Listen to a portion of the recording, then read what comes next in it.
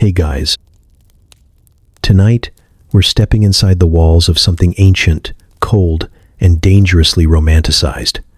Not a battlefield, not a dungeon, a castle. Because despite what the stories told you, this place isn't safe. It creaks, it leaks, it bites, and every stone is just waiting for the right moment to fall. We're talking about what it was really like to live in a medieval castle, where the beds crawled, the food fought back, and the walls had moods. This isn't a fairy tale. This is living in a death trap. So, before you get too cozy, take a second to like the video and subscribe, but only if you genuinely enjoy this strange little corner of quiet storytelling. And drop a comment with where you're listening from and what time it is for you. It's strangely comforting to know who else is drifting off with us around the world. Now get comfortable, let the day melt away, and we'll drift back together into the quiet corners of the past. You wake up to stone, not majestic stone, not ancient and noble stone, just cold, damp, unforgiving rock pressing against your spine like a forgotten tomb. The air stinks of ash and mildew. Somewhere above you, something creaks. A timber beam, moaning under the weight of another miserable medieval morning.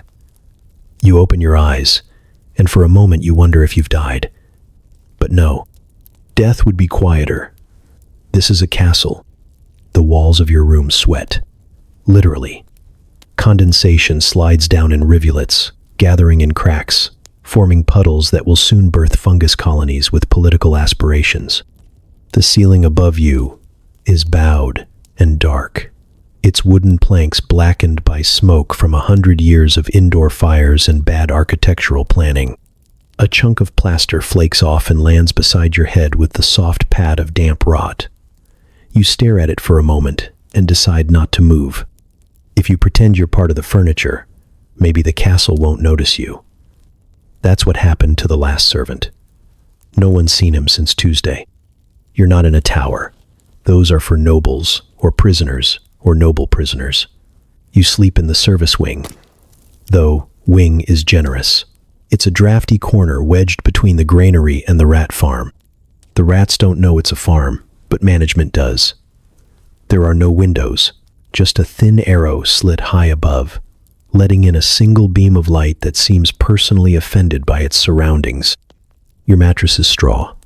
Technically, but the straw is half decayed, flattened into a lumpy mat by years of other bodies and by you, curled fetal, clutching the one wool blanket that hasn't been washed since the last crusade. You don't know what color it used to be. You don't ask. What matters is that it's warm, smells faintly of sheep and moldy cheese, and doesn't actively bite you. Unlike the pillow, which houses a thriving flea dynasty that colonized your scalp sometime around Lent. Your legs ache before you even move them. Your joints creak louder than the rafters. You're 19, which here is basically elderly. You've already lost 2 teeth, gained 3 chronic ailments, and have developed a 6th sense for incoming weather shifts based on the pain in your left kneecap. It's raining outside, you're sure of it.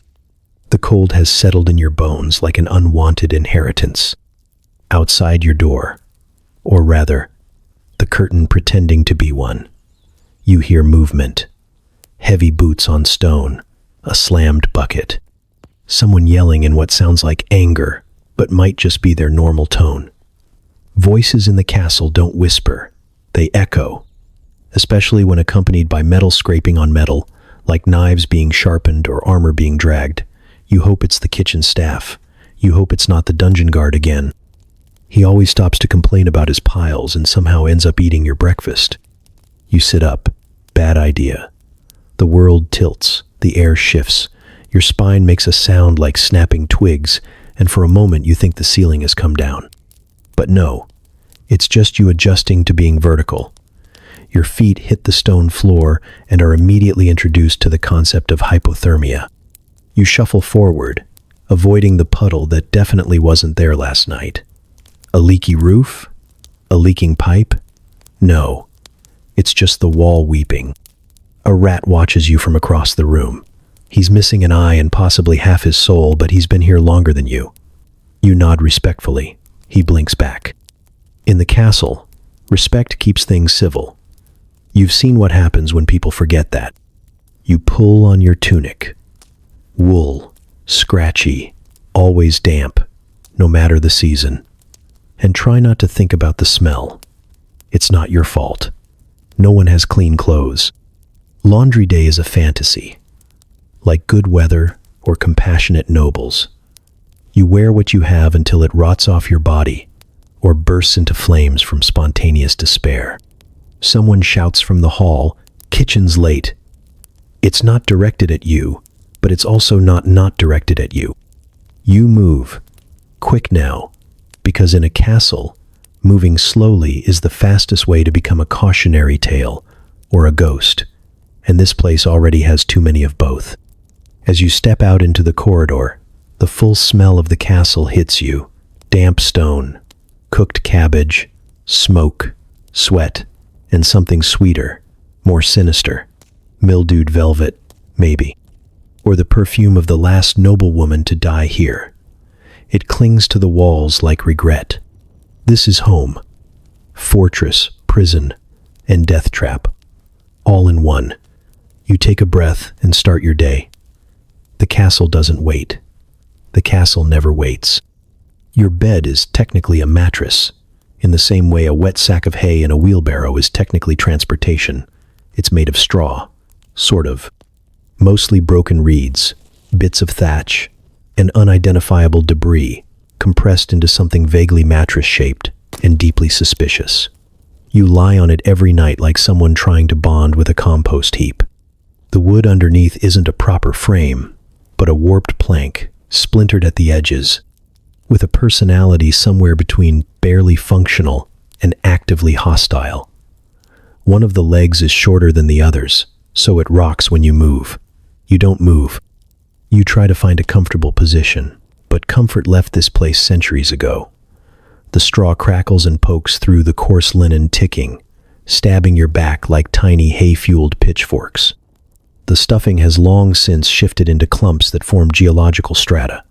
You sleep across a range of miniature hills, valleys, and sharp ridges that you've started naming out of spite. Mount Spinecrack, the hollow of sorrow, the ridge of sudden elbow bruises. Every night, you wrestle with it, like it's trying to win. Then there's the company. Not human, of course. There's no space for another person, and even if there were, that would invite a whole new category of horror. No, your bedmates are smaller, busier, itchier. Fleas are permanent residents, generation after generation of tiny vampires living rent-free, feeding off you like you're the midnight buffet. They jump from straw to skin to hair and back again, each bite a reminder that medieval hygiene is a fantasy best left to illuminated manuscripts. The lice are worse. They don't jump. They cling. They nest. They take your scalp and declare it their ancestral homeland. You scratch until your nails are blunt, until you draw blood, until the only thing left is the dull, crawling sensation that whispers, "We are still here." At this point, you've stopped fighting them. You coexist like two kingdoms in uneasy truce. Sometimes you imagine them forming unions, holding elections, passing tiny laws. You don't blame them. You're warmer than the stone walls and slightly less aggressive than the castle cats. And speaking of warmth, there isn't any. The blanket is wool, coarse enough to exfoliate your soul. It was once white, maybe, but time and filth have turned it a mottled gray-brown, like a rain-soaked dog that's given up on life. It smells like smoke, sweat, mildew, and something vaguely cheese-adjacent. You curl into it anyway, because the alternative is frostbite. On colder nights, you wake with your breath hanging in the air like a ghost that refuses to leave. Sometimes your hair freezes to the wall behind you. You don't ask why. You just chip it off and move on. There is no privacy. You sleep in a shared chamber. 12 people. One room, no partitions, and a collective agreement to pretend that nothing is happening. The walls don't muffle sound. They amplify it. Every snore ricochets off the stone like a siege horn. Someone coughs in the corner, a deep, wet rasp that promises plague. Another groans in their sleep. Someone else mutters a prayer, or a curse, or both. The man 2 beds down talks in his dreams, sometimes in French, sometimes in Latin, always about fire. You haven't slept through the night in weeks. Light comes early. A narrow slit in the wall lets in just enough dawn to let you know you've survived another night. It drips cold along the edge of your bed, 1 drop every 5 seconds, landing on your forehead with military precision. You've placed a rag there to catch it, but the rag froze last week and now resembles a small, haunted glacier. You roll to the other side, only to find your foot submerged in something wet, probably rain. Possibly worse. You used to dream of a feather bed, not even a whole one. Just a corner, something soft, something dry. Now you dream of silence and skin that doesn't burn from scratching, and waking up without another bite between your toes. Once, in the dead of night, you thought you heard a whisper from the mattress. Just the wind, you told yourself. Or maybe the straw shifting. But deep down, you knew the bed was alive. Not in a magical fairy tale way.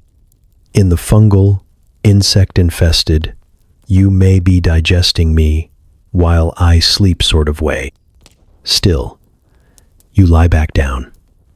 Because there's nowhere else to go. No other room, no guest chamber, no second blanket waiting by the fire. This is your bed. It bites. It crawls. It groans with you. But it's yours. And in this castle, that counts as luxury. Nature calls, but in a medieval castle, it doesn't knock politely. It shrieks through your lower intestines at precisely the wrong moment, usually when it's freezing, dark, and everyone else is asleep or pretending to be.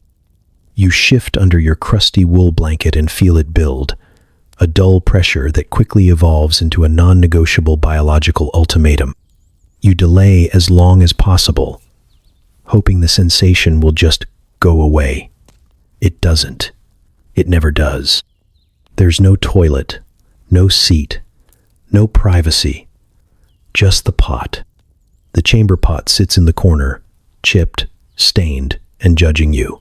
It's ceramic, which sounds elegant until you realize it's also cracked, freezing cold, and echoes like a cathedral when used. Every scrape, splash, and clank reverberates across the stone room with the subtlety of a battle drum. You glance around to see if anyone else is stirring, though there's no real waking in a room full of sleepless bodies, marinating in stale air and shared regrets. You consider holding it in. You reconsider almost immediately. You shuffle over the floor with all the stealth of a limping cat dragging a wet towel. The pot is heavier than it should be, not because it's full, though it is, but because you can feel the weight of everyone else who's used it before you. You try not to breathe through your nose. You try not to breathe at all. The smell is less bad and more sentient.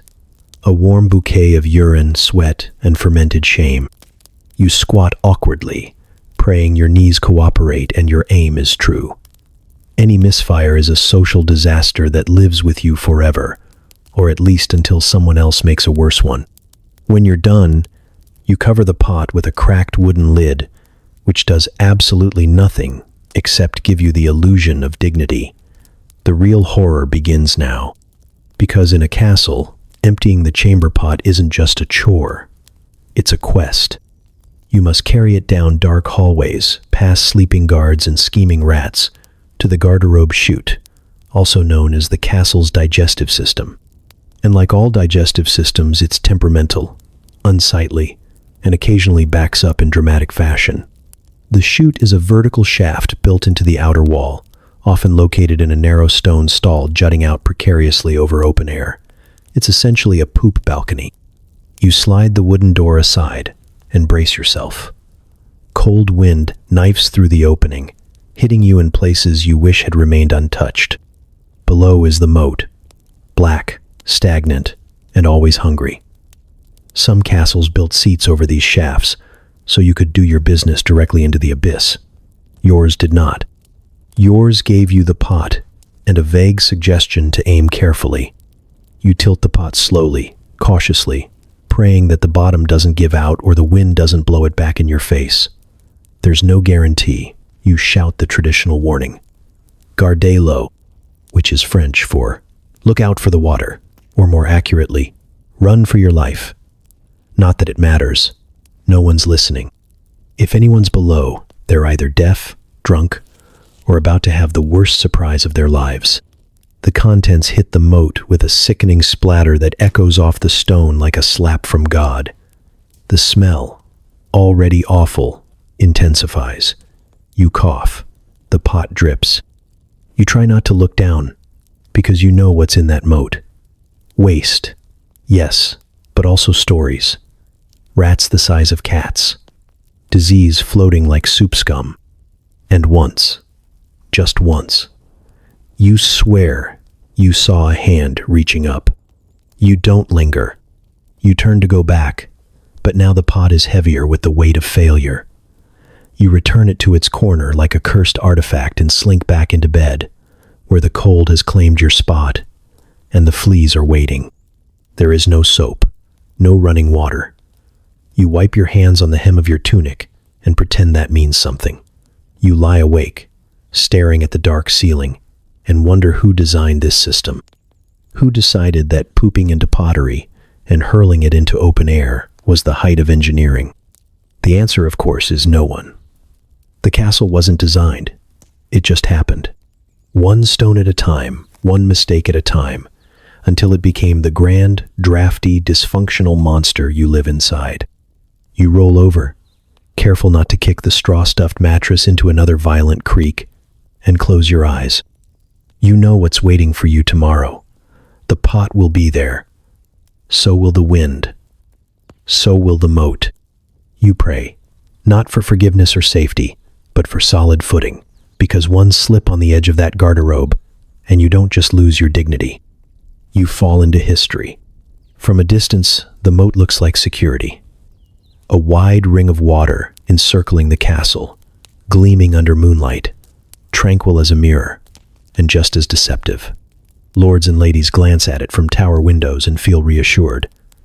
No one can cross that, they say, sipping weak wine and ignoring the smell wafting through the arrow slits.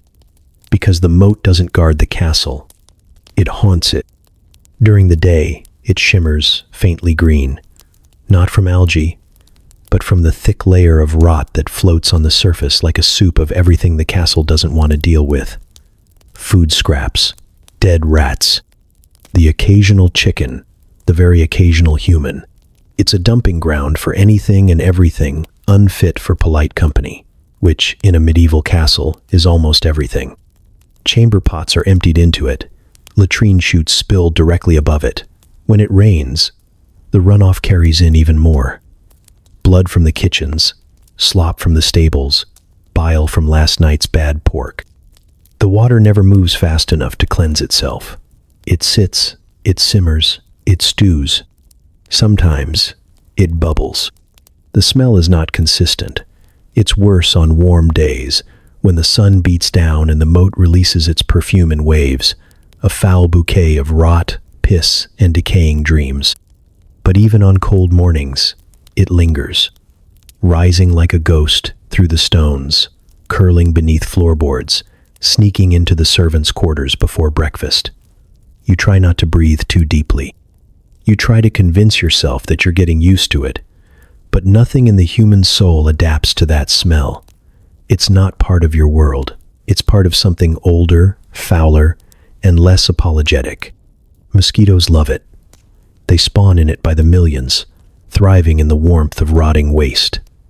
They hover in dense clouds, breeding and feeding in equal measure. You wake up with your arms covered in welts.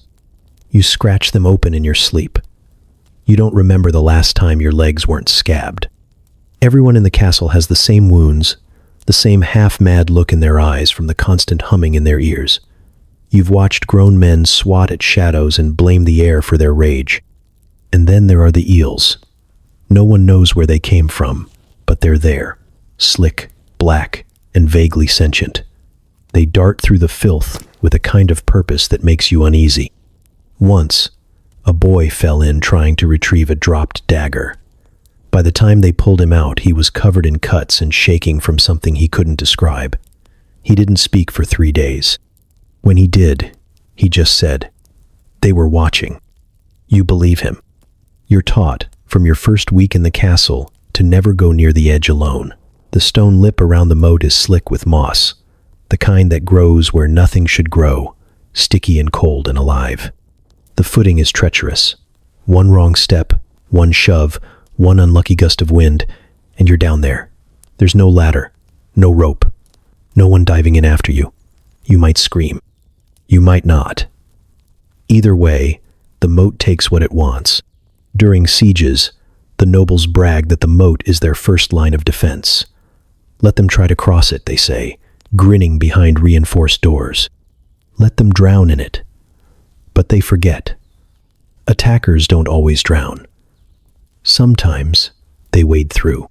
They wrap themselves in soaked cloaks to mask their scent, plug their noses with herbs, and crawl through the darkness, silent as fog. There are stories of soldiers climbing into castles through the latrine chutes, emerging from the moat like reborn beasts, covered in sludge, eyes wild, knives in their teeth, and no one hears them coming. You've seen it after storms. When the water level rises, it floods the lower walls. It pours into cellars, kitchens, storerooms. The moat comes inside. The castle absorbs it like a sponge, and for days afterward, everything smells like wet death. Even the firewood burns foul. Even the bread tastes like mildew. There's no escape from it. You eat it. You breathe it. You carry it on your boots from room to room, and eventually you stop noticing the black streaks on the floor. But they're there, just like the moat, just like the things that live in it. No one truly knows how deep it goes. There's no map, no survey, just layers of mud and bone and regret. It could be 6 feet deep. It could be 60. It doesn't matter. It's not a moat. It's a memory of everything the castle wants to forget. And it's always waiting. From a distance, the castle looks eternal, solid, imposing, an immovable monument of stone and sovereignty that looms over the hills like a granite god. People outside see its towers and battlements and think strength, power, safety. But you live inside it, and inside you know the truth. This place is falling apart. The walls were built in a time before anyone considered insulation or structural integrity. Each stone was laid with pride and prayer, and very little mortar. On dry days, the cracks between them are merely decorative. Tiny, crooked lines like veins in old hands. But when the rain comes, those cracks weep. Water pours through the walls in long, deliberate streaks, soaking the tapestries and rotting the beams behind them. At first you thought it was a leak. Then you realized the entire wall was the leak. Nothing stays dry. Your clothes are damp before you put them on. The bed sheets develop spots that feel slick and cold no matter how close you sleep to the hearth. Your boots squelch when you walk, even though you're still indoors. The air itself feels like it's trying to seep into your bones and wring you out from the inside. The ceilings don't fare better. The upper floors sag, timber beams groaning under the weight of soaked stone and rotten plaster. You hear creaks in the night, long, slow ones that make your skin crawl, and you wonder if the ceiling above you is considering its final descent. Once, you watched an entire section of corridor collapse under a snow-heavy roof. It fell without warning, taking half a staircase and one unfortunate guard who just stepped out to relieve himself. They pulled him out 4 hours later, coughing up splinters and screaming about the ceiling being alive. He wasn't wrong. You're never quite sure what's secure and what's decorative. Some of the towers are real. Others are just for show, crumbling cylinders patched with moss and hope. Walk the wrong hall, and you'll feel it shift beneath your feet. The stones rearrange themselves slightly, as if trying to remember how they were supposed to fit together. The floor dips in places that used to be flat. You learn to memorize the safe spots. Tiles that don't tilt, planks that don't groan like they've seen too much. You once leaned against a column while tying your shoe. The base gave out, the top cracked. A single chunk of stone fell and shattered on the flagstones beside your foot. It was roughly the size of a human head. You didn't lean on anything after that. The drafts aren't whispers, they're accusations. Wind whistles through the gaps in the walls, winding down stairwells and across the floor in freezing gusts that carry the scent of rain, soot, and mildew. Some corridors howl like wolves when the wind is right. At night, it sounds like the dead trying to get back in, and in a place where half the walls are grave markers. You don't ask twice. Then there's the mold. It creeps quietly, like a second skin spreading across the interior stone. Black streaks in the corners, green fuzz where the mortar has cracked. The servants pretend not to notice it. The nobles claim it adds character. You watch someone cough black one morning and never stop. He's in the infirmary now, which is just a different room with a bucket and less judgment. You've been in castles before that were worse. Ones held together by vines and desperation, where the walls leaned at angles that made architects weep. But this one is older, prouder, which means when it fails, it will do so catastrophically. A chunk of parapet fell last winter, cracking the courtyard like a warhammer. No one was standing there. Thank whatever gods were still willing to listen, but the dogs wouldn't go near that spot for weeks. And when the steward sent a boy to clean it up, the ground caved in under him. Turns out the old well hadn't been sealed properly. They pulled him out with 2 broken legs and a new fear of floors. You sleep near a wall that leans slightly to the left. It wasn't always like that, you think. But now, every morning it seems a little closer, a little heavier, like it's tired of standing. Like one day it's going to give up and collapse into your cot, flattening you into a cautionary tale told by the cook during supper. The castle doesn't need enemies. It doesn't need siege engines or battering rams or torches and pitchforks. It is its own siege, and you're already inside the walls. The great hall tries to impress you, but it fails before you even sit down. It's a cavernous chamber filled with smoke and echoing noise, half lit by dying torches and the dull gray of a sunless morning. A pair of iron chandeliers hang above the long tables, swaying slightly with every gust of wind that slips in through the cracks. Their candles drip steadily onto the tables below, right into bowls of pottage that no one cares enough to move. Everything smells of wet dog, old ash, and the lingering shame of last night's feast, which wasn't really a feast, just louder chewing. You find a seat between a snoring guardsman and a scullion with one eye permanently squinted from a grease burn. The bench is sticky. You don't ask why. You've learned the value of ignorance when it comes to surfaces in this place. Your bowl is waiting for you, already half full of something gray and steaming. It's pottage. Again, always pottage. Made from yesterday's leftovers, which were made from the day before's leftovers, and so on, spiraling back through time until you're eating a spoonful of history too bland to remember. You try not to taste it. You chew like someone trying to win a bet, forcing it down while mentally separating texture from flavor. Every few bites you hit something unexpected. A lump, a twig, maybe a chunk of turnip that decided not to die gracefully. There might be meat in it, or a meat-adjacent substance, but the only way to be sure is to bite and listen for the crunch of bone. You eat fast, not because you're hungry, but because the longer it sits in your bowl, the more it cools and thickens into something that defies physics and possibly faith. Beside the bowl is a piece of bread. You tap it against the table first, testing. It thuds like a rock. That's a good sign. It means it hasn't gone moldy yet, just stale enough to chip enamel. You tear off a corner, soak it in the pottage to soften it, and gnaw carefully, counting your teeth before and after each bite. The man across from you isn't as cautious. He bites down hard and swears loudly. spitting a shard of molar onto the floor with impressive precision. No one reacts. The floor eats teeth like candy. The beer arrives in shared pitchers, warm and flat and slightly sour. It's the only drink that doesn't taste worse as the day goes on, which is why everyone drinks it at dawn without shame. You pour a mug for yourself and sip, pretending it's refreshing.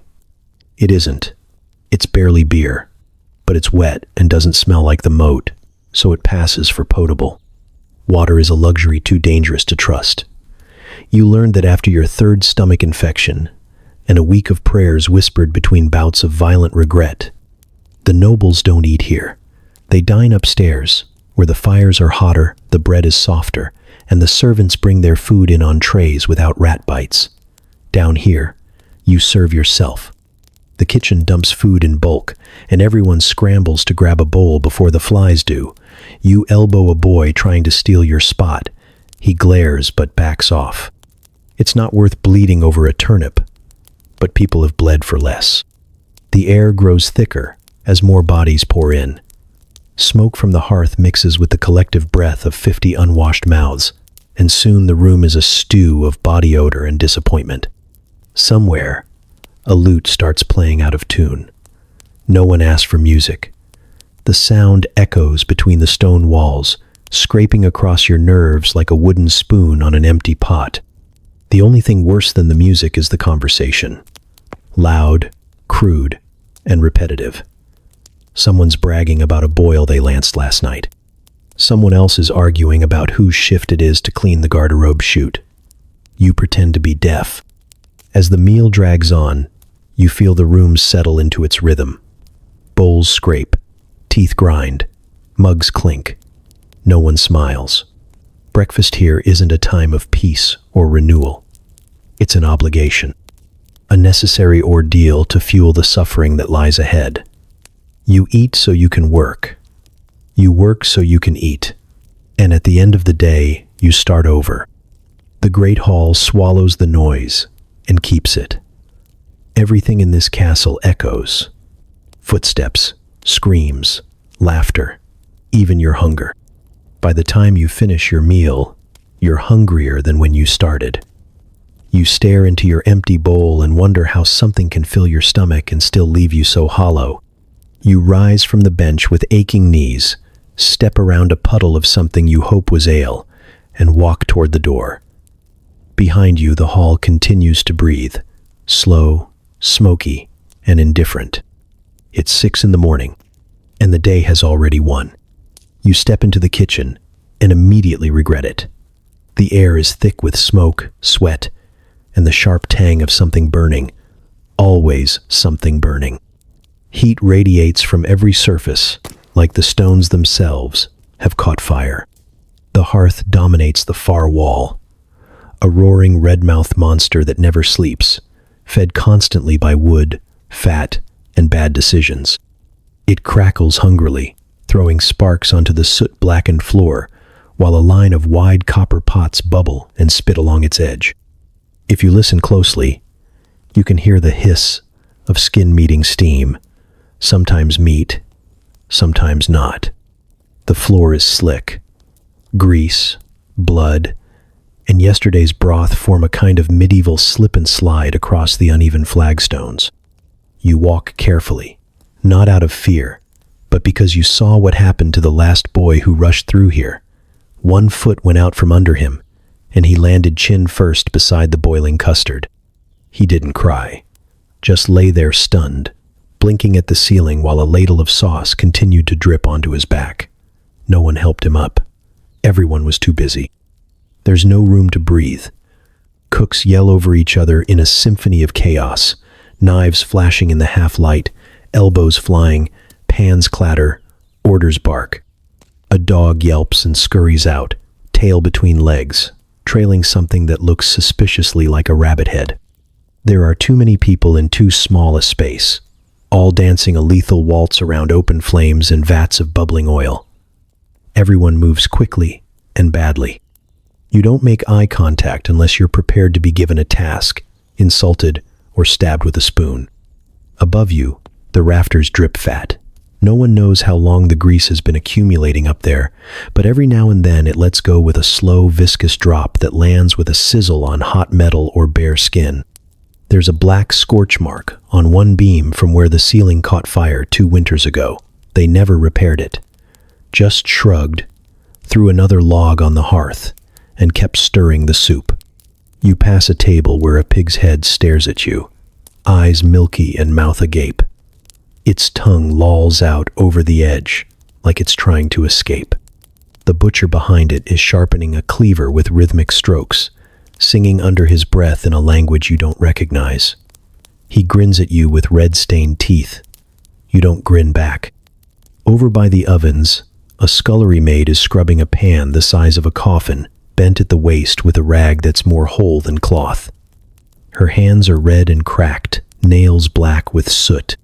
She doesn't look up when you approach, doesn't stop scrubbing even when a pot of boiling stew is dragged past her foot close enough to scald. Everyone here has gone a little numb to pain. It's a survival mechanism. You adapt or you blister. The kitchen is never clean. It's too alive for that. Flour coats every surface in a thin, ghostly sheen. Onion skins gather in corners like snowdrifts. Chicken feathers float in the air, landing on bread, soup, people. It doesn't matter. The fire doesn't care what it cooks, and neither do the pots. They hiss at everything the same. One wrong step, and you don't just burn. You disappear. Once, a boy dropped a rag into the stew pot and leaned in to fish it out. The cook yanked him back by the collar just in time, but not before the skin on his forearm peeled like parchment. The smell is a full-body experience. Roast meat, scorched sugar, garlic, ale, burned hair. It clings to your clothes, your hair, your dreams. You walk out of the kitchen and people know where you've been. They wrinkle their noses and step back. Even the dogs hesitate. You're here to collect something. Bread, maybe, or a tray of scraps for the guard tower. But no one helps you. You hover near the corner like a ghost with purpose, waiting for someone to notice, dreading the moment they do. The head cook eventually turns, eyes narrowing as he points a greasy ladle in your direction and mutters something that might be your name. You take the tray and back away like it's cursed, which it might be. You don't look at what's on it. As you leave, you nearly collide with a boy carrying a spit-roasted goose twice his size. He stumbles, rights himself, keeps moving. Behind him, the fire pops loudly, flinging a spark into the air where it hovers, winks, then disappears. For a moment, you wonder if that's what the kitchen is. A place where things go to disappear. Food, names, memories, skin, and sometimes people. You live where light doesn't go, beneath the floorboards, beneath the stairs, beneath everything that matters. Your bed is a pile of burlap sacks stuffed with straw that smells like it was harvested from a stable floor, wedged between a stack of firewood and a wall that weeps when it rains. The ceiling is so low you can't sit upright. When you lie down, your feet stick out, and when you curl up, your knees ache. You've memorized the patterns in the wood beams above. Cracks, knots, the dark streaks where someone's candle caught the boards once and no one ever cleaned it up. You stare at those streaks at night and wonder if they're from soot or something worse. The space is shared, of course. Privacy is a myth, like clean water or mercy. You sleep beside 3 others. One snores, one talks in her sleep, and one grinds his teeth so loudly you've considered smothering him just to restore some quiet. The air is thick with breath and damp wool. Your blanket is communal. So is the smell. And when it rains, the stone floor seeps cold through your ribs, like the castle itself is trying to drink you dry. You're not on the payroll. You're not paid. You work. You eat. You sleep. That's the arrangement. You belong to the castle, like the buckets or the broomsticks, replaceable and rarely missed. Your tasks are endless. Scrub the floors, haul the water, stoke the fires, shovel ash, clean up after the horses, the dogs, the cooks, the nobles' dogs, You are a human buffer between them and the consequences of their own filth. If something spills, you clean it. If something breaks, you fetch another. If something rots, you carry it out. You don't speak unless spoken to, and when spoken to, you apologize, even if the thing that happened wasn't your fault, especially then. Meals are what's left after everyone else has eaten. You hover near the kitchen door like a stray and wait for the cook to toss bones and crusts into a wooden basin you pretend is a dish. Sometimes there's gristle. Once, you found half an onion and nearly wept. Most days, it's bread so hard it could double as a weapon, or watery stew flavored mostly with regret. The salt pork is salt and not much else. You chew slowly, not because it tastes good, but because you know it has to last. Water is drawn from a well that smells like old pennies and deeper things. If you're lucky, the rain barrels are full and haven't been tainted by pigeon droppings or a careless rat drowning. You drink from the side where the green foam is thinner and pray your stomach is in a forgiving mood. Washing is a privilege. You steal moments to rinse your hands or dab your face, but full-body cleaning only happens when it storms hard enough to justify standing naked under a gutter, and even then, you keep your shift on. You never know who's watching. Clothes are handed down again, then patched, then cut into rags. Your tunic has more stitches than thread. Your boots, if you have them, are 2 sizes too big and permanently wet. You stuff them with straw to keep the leathers from collapsing. The soles flap like broken tongues when you walk, but you walk anyway, because there's always somewhere to go and never enough time to get there. The nobles don't see you. Not really. They speak past you, through you, around you. You are the hands that pour the wine, the feet that run to fetch the cloak, the back that lifts the chest without being asked. If they notice you at all, it's to complain that your sleeves are wrinkled or your hair looks unwashed. You bow. You nod. You agree. You learn to say thank you when they forget to hit you. At night, if you're allowed to sleep, you collapse into the straw like something dropped. You don't dream anymore. Or if you do, you don't remember. Your body forgets how to rest, even when it isn't moving.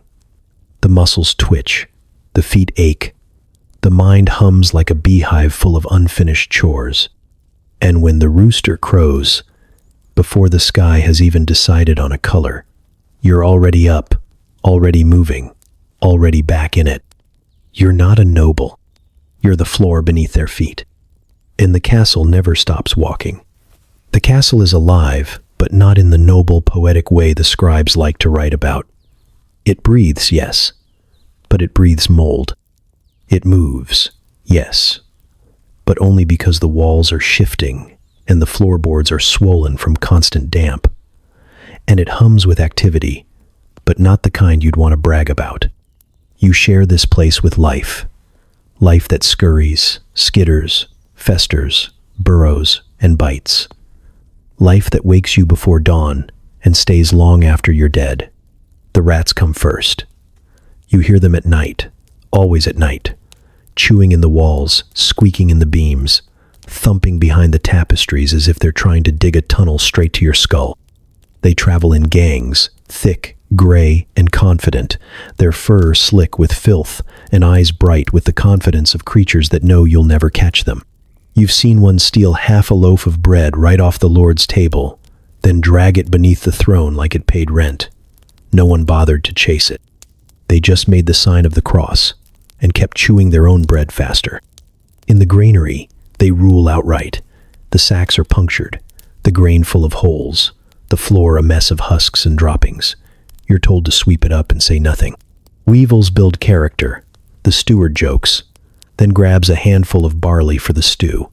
You pretend not to see the wriggling.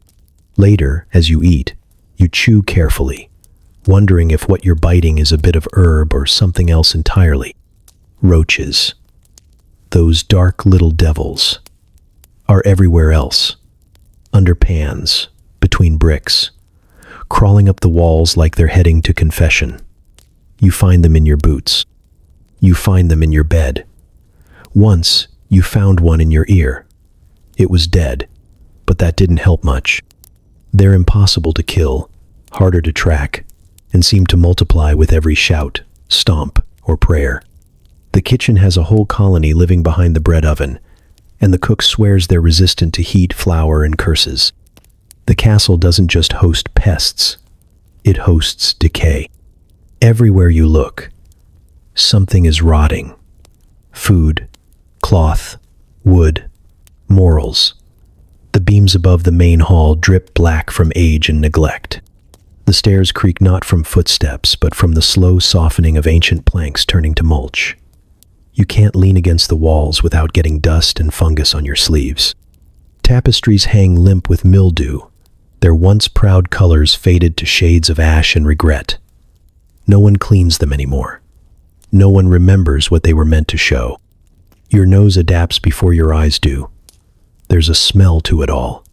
A damp, earthy stench that seeps out of every crack and corner. A mix of old meat, standing water, wet wool, and mouse urine. It clings to your skin like another layer of clothing.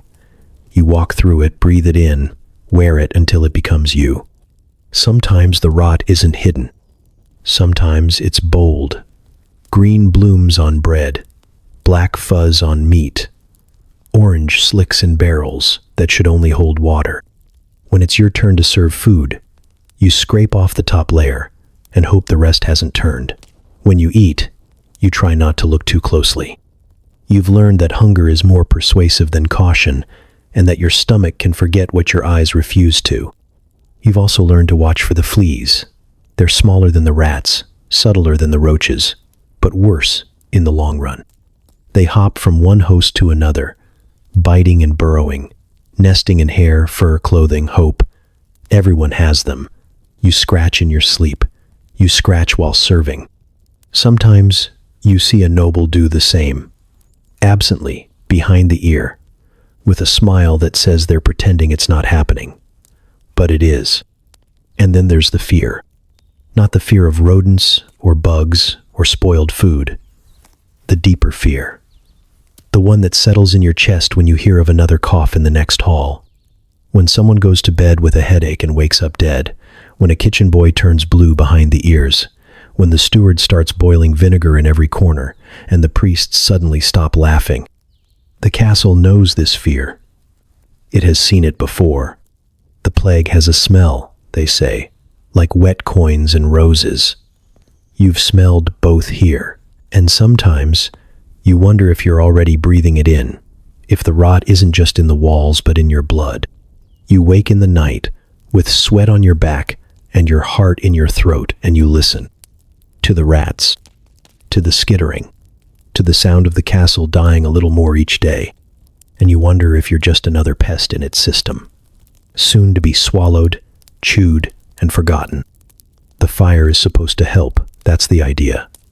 A hearth in every hall, flames licking gently at stacked logs, casting warmth and golden light across cold stone. It sounds cozy, in theory. Something from a story, from a painting, from a world where fire behaves. But here, in this castle, fire doesn't warm. It mocks, it smokes, it chokes. And it reminds you just how cold the rest of your life is.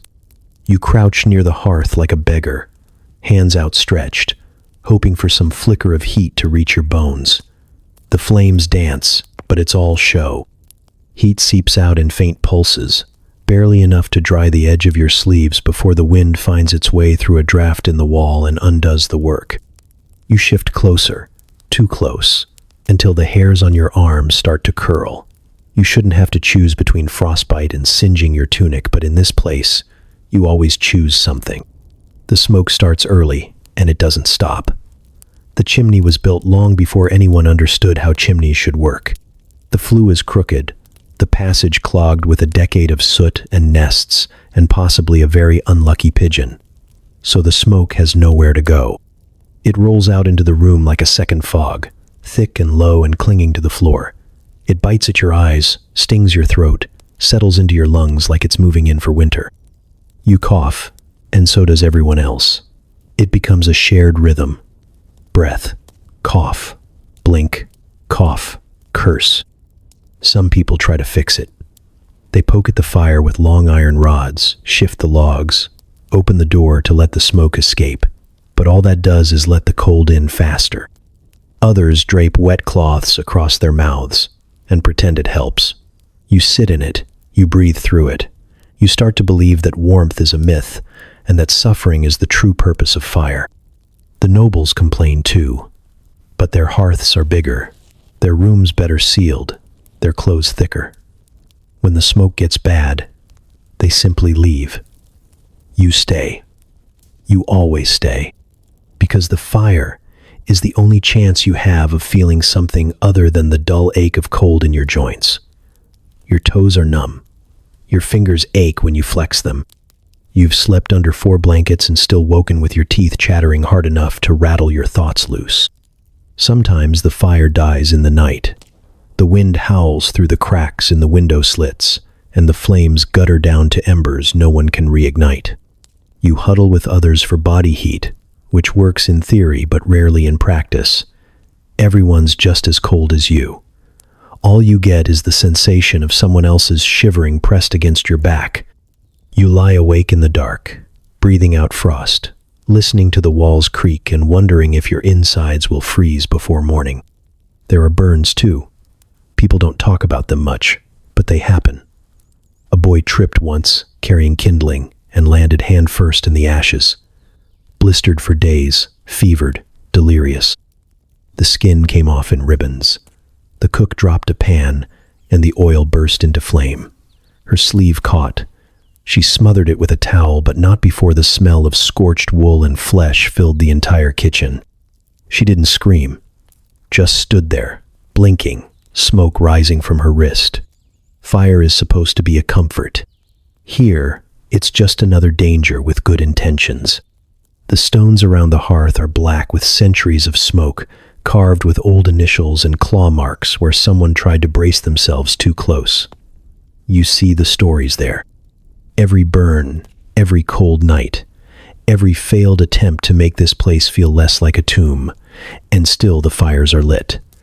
Every morning someone brings the wood, pokes the embers, and tries again. Because there's nothing else to do. You've stopped expecting the fire to fix anything. You don't sit by it for warmth anymore. You sit by it because that's what people do. Because you've been taught that fire is hope, even if you no longer believe in it. Even if it makes you cough until your ribs hurt. Even if it lights up your face while the rest of your body freezes. The fire is here. It crackles and hisses and fills the room with the scent of smoke and memory. But it never warms you. Not really. Your clothes lie in a heap by the cot, steaming faintly in the morning chill. They didn't dry overnight. They never do. You shake them out and a cloud of dust and regret puffs into the air. There's a wet spot near the hem that hasn't fully dried since last spring. You sniff cautiously, then immediately wish you hadn't. The smell is a combination of sweat, mold, and something you stopped trying to identify weeks ago. You hold your breath and start dressing anyway. The tunic is wool, thick and scratchy, with a texture like damp moss rubbed against sandpaper. It was once beige or brown or some earthy color with a name no one remembers. Now, it's a shifting palette of stains. Grease from the kitchens, soot from the hearths, blood from your own cracked knuckles. The sleeves are uneven because one got scorched in the fire last month and had to be hacked shorter with a blunt knife. You slide it over your head like you're climbing inside a burlap sack that's trying to reject you. It clings immediately. Damp from yesterday's sweat, colder than the stone floor, and alive with movement you can't quite see. The lice stir as you move. Tiny invisible soldiers marching through the seams and creases, biting as they go. You feel them along your back, beneath your collar, behind your knees. You scratch because you have to. Not scratching makes it worse. Scratching doesn't help either, but it's all you've got. The undergarments are no better. just a long, sagging shift that used to be white and now matches the floor. Holes in places that shouldn't have holes. The waistband is a frayed cord you tie tight enough to stay up but loose enough not to leave a mark. It doesn't matter how you tie it. It will come undone anyway, usually at the worst possible moment. Like when you're bending to lift a bucket or trying to outrun a goat in the courtyard. Your hose are mismatched. One has a knee patched with a square of linen that doesn't stretch, so every step feels like your leg is arguing with itself. The other is thin at the heel, worn nearly to nothing. You step carefully when you walk, because any sudden move could leave you barefoot and bleeding on the cold stone. You haven't owned socks in years. You once stuffed straw into the toes for warmth, but the mice found it and built a nest. You left them alone. They looked happier than you. The outer cloak is heavy and smells like old cheese. You don't know why. No one knows why. It just does. It's stiff in the places where rainwater mixed with filth and dried into stiff ridges that now poke at your shoulders like a scolding finger. When you pull it on, it creaks. The hood sags. It never sits right. But it keeps out the worst of the wind. And that's all that matters. No one washes anything. There's no soap, no time, no point. Washing your clothes would mean taking them off for long enough to scrub them. And then what would you wear while they dried? Nothing? You'd freeze. Or worse, you'd catch someone's attention. Better to stay clothed and stinking. You've gotten used to the smell. Everyone has. When everyone smells like decay, you stop noticing. Sometimes you hang your tunic over the fire to kill the lice. It works in theory. In practice, you just end up with crispy edges and singed armpits. Once, someone tried boiling their garments in the cauldron used for porridge. The lice died, but so did the taste of breakfast for the next 3 days. That person was not asked to help again. You think about new clothes the way some people think about heaven. Something soft, something warm, something clean. But new clothes cost money, and money doesn't visit the servants' quarters unless it's been dropped by accident. You dream of linen that hasn't been pre-chewed by moths, of shoes with soles, of a cloak that doesn't smell like livestock. But dreams are expensive, and wool is eternal. So you wrap yourself in the same lice-infested, damp, smothering layers as yesterday, and the day before that, and every day before that. You tug at the collar, scratch behind your ear, and pray that nothing lays eggs. Then you walk out into the corridor, dressed for another day in the castle. Ready for work, ready for war, ready for disease. Fleas don't care who you are. They don't stop to admire your title, your tapestry, your lineage carved into the stained glass above the chapel. They bite through silk and wool, the same way they bite through rags. It doesn't matter if you sleep in a feather mattress or a pile of straw, if you bathe once a week or once a year. If you breathe, you bleed, and if you bleed, the fleas are coming. You wake up scratching, not because you want to, because you have to. The bites form a constellation across your arms and legs, small and angry and arranged in patterns you've started to recognize. They bloom along the curve of your ankle, behind your knees, across the soft skin of your stomach. You claw at them in the dark, half asleep, nails blunt from overuse. You don't even open your eyes anymore. The itching is part of you now, like your name, like your shadow. You once thought fleas were a servant's problem, a peasant thing, something that came with mud and filth and sleeping too close to animals. But you've seen the nobles scratch too. You've watched a baron's daughter discreetly run her fingernails along the back of her neck during supper. You've seen the lord of the keep pause mid-sentence to scratch behind his knee and pretend it never happened. They do it like a reflex, like breathing, like guilt. Everyone itches. Everyone lies about it. Bedbugs are worse, but quieter. They wait until the candles are out, until the air turns still and the stone starts to cool. Then they emerge, from seams, from splinters, from inside the stuffing of mattresses older than memory. You don't see them, but you feel them. Small pressure, warm bite, faint crawl. You throw back the blankets and find nothing, but they're there, always there. You've woken with welts down your spine like tally marks. You've scratched holes in your tunic. You've bled into your sheets. And you're one of the lucky ones. Some people swell from the bites. Their skin puffs up, red and tender and wet with infection. Boils rise like warnings. A stable boy once scratched his calf until it split open. By the next day, the leg was twice its normal size, and he was babbling about the Virgin Mary visiting him in a dream. They buried him before the swelling stopped. The fleas didn't wait. They just moved on. You've tried everything to stop them. Soap, vinegar, salt, boiling your bedding in a stolen pot. You've picked through your seams with a pin, turned your cloak inside out, burned the hay in your mattress. It works for a day, maybe two.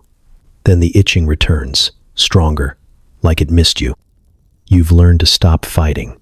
You make peace with it. The constant bite becomes a rhythm. You scratch one arm, then the other, then your neck, then your side, then again.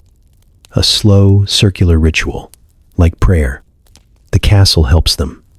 Every room has the perfect conditions. Warmth, moisture, fabric, flesh. The walls are alive with cracks and crevices. The floors are coated in skin flakes and old crumbs. The fires lure them closer. The furs hide them. You share the castle with them the way you share it with rats and roaches and ghosts. They were here before you. They'll be here after. No one talks about it. There's an unspoken agreement that parasites don't exist if you don't say their name. You discuss the weather, the taxes, the quality of last night's ale, but never the itching, never the blood on your sheets or the twitch in your eye when something brushes your ankle. Even when you're raw from scratching, even when your skin feels like it's crawling without reason, you keep quiet. To speak of it is to admit defeat, but you see it in the eyes, in the way people shift in their seats, tug at their sleeves, rub their ankles together beneath the table. You see it in the way the maids slap their thighs while walking, or the guards scratch beneath their armor when they think no one's watching. Even the priest has a twitch in his hand when he blesses the bread. Fleas don't believe in God, or rank, or mercy. They just want your blood, and they always get it. You take the stairs like you're stepping through a dream, carefully, without trusting any of it. The stone steps are smooth in all the wrong places, polished not by care but by centuries of boots, blood, and broken ankles. They sag in the middle and flare at the edges, like they're trying to slip out from beneath you. Some are cracked straight through, split like old teeth. One of them, near the west tower, is entirely hollow underneath. Step too hard, and it shifts, groaning like it remembers the last person who fell through. And someone always falls through. The walls don't help. They lean where they shouldn't. The castle settles constantly, tilting like it's drunk and trying to pretend otherwise. One hallway slopes so sharply that carts have to be braced with bricks to stop them from rolling into the scullery. You walk at an angle there, bracing yourself against the damp stone, one hand out pretending it's normal. Everything here is tilted. You learn to adjust. Some corridors just stop. You turn a corner, expecting a door, a staircase, anything, and instead find yourself face to face with a wall of stone, hastily mortared and faintly sweating. It's as if the castle changed its mind halfway through building itself. One hallway near the armory leads into what looks like a closet, then narrows suddenly into a jagged crawl space that breathes cold air and smells like rust and regret. You went in once. You came out with a nosebleed and a new understanding of why people pray before entering unfamiliar rooms. The upper levels are worse. Wooden floors warped from years of rain and rot bow inward like a dying lung. Boards creak with every step, some of them snapping like twigs beneath your weight. You test each one with your toes, searching for that subtle give, the warning shudder that tells you this might be the end of your spine. Even when you know it's coming, it surprises you. One moment you're walking, the next, your leg is swallowed to the knee and you're screaming into the dark, hoping someone hears. No one hears. Because sound gets lost here. The halls twist too much. They curve where they should run straight, taper off into shadows, double back like they're ashamed of themselves.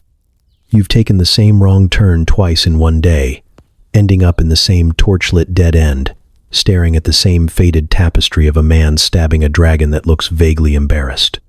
There are rumors of servants who vanished mid-shift, trays still in hand, swallowed by the maze. They say you can still hear the clatter of plates in certain hallways, long after everyone's gone to bed. Doors don't always open. And when they do, sometimes they open into places you don't expect. An unfinished stairwell, a hole in the floor, a wall that's mostly termites. The locks are old. The hinges are older. You push too hard, and the whole thing might come off in your hands, dragging stone and splinters with it. Or it won't budge at all, trapping you in a narrow room with no windows and the distinct smell of someone else's panic. The towers try to kill you outright. Narrow spiral staircases twist tightly, steps no wider than your foot, no railing, no mercy. If you slip, and everyone slips, you tumble like a sack of meat through cold air and centuries of silence. The guard who fell last winter hit every step on the way down. They say his spine snapped in 3 places. They say he lived, but you haven't seen him since. Even the ceilings want you dead. Chunks of plaster fall without warning. A stone block dropped from the keep last month, right into the chapel hallway, narrowly missing a novice on her way to morning prayers. She took it as a sign. She left that night and never came back. No one blamed her. You walk carefully now. You memorize the good steps, the safe corners, the beams that haven't cracked, the doors that still open. You count paces between hazards. You hold your breath in certain halls, not because of the smell, but because you're afraid it's the last one you'll get to take. The castle wasn't built to last. It was built to confuse, to bend, to lean just enough to remind you who's really in control. And every time you take a walk, it reminds you, this isn't a home. It's a trap with stairs. At first glance, the banquet seems like a miracle. Long tables draped in faded cloth stretch across the hall, sagging under the weight of roasted meats, glistening fruit, and tarnished goblets, sloshing with ale. The air is thick with heat, smoke, perfume, and something sharper, something underneath it, all that you pretend not to smell. Torches flicker along the walls, casting warped shadows on ancient stone and catching the sheen of grease clinging to every surface. Laughter rings out, hollow and forced, bouncing off the ceiling and into your ears like bad news dressed in velvet. The meat arrives on silver trays, but the silver is cracked, and the meat is sweating. It's a suckling pig tonight, its snout charred, its mouth stuffed with a wilted apple that's gone soft and gray around the edges. You watch as the steward slices into it with a blade that hasn't been cleaned since last Tuesday. The juice that runs out is too dark, the smell too sweet. You look away and hope your stomach still believes in hope. You're seated near the end, of course, among the lesser folk, the kind whose names don't carry weight, only debts. The bread is hard, the cheese is sweating, and the wine tastes faintly of vinegar and mold. You eat it anyway, because not eating means drawing attention, and drawing attention means answering questions. You don't want to talk about the boil on your back, or the rash spreading across your chest. You don't want to explain why your hands shake when you pour your drink. You want to get through the meal without being noticed, without vomiting, and without catching fire. The nobles don't eat like you. They tear meat with jewel-stained fingers and shout across the table with mouths half full. They argue over borders they've never seen, and cousins they only remember by their scandals. One lord insists his nephew didn't start the rebellion in the north. It was clearly provoked by an insult involving sheep and a poorly timed poem. Another swears he lost his lands due to sorcery, not gambling.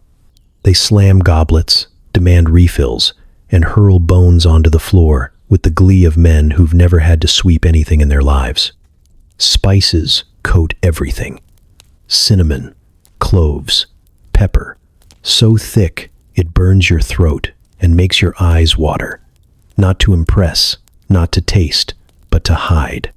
The meat is too old, the broth too thin, the fish too far from the sea.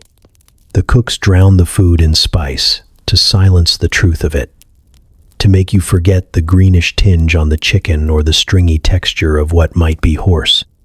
You chew carefully and try not to bite into anything that pushes back. By the third course, someone has already passed out. His face is red, his tunic damp with sweat, a smear of something dark trailing down his chin. No one helps him. The man beside him reaches over and takes his leg of mutton, muttering about waste. A servant arrives a minute later and drags the body out by the ankles, leaving behind a trail that no one will clean until morning. You sip from your goblet and feel your stomach shift. Something inside you does not agree with the swan stew. You breathe through your nose and pray it was just a cramp.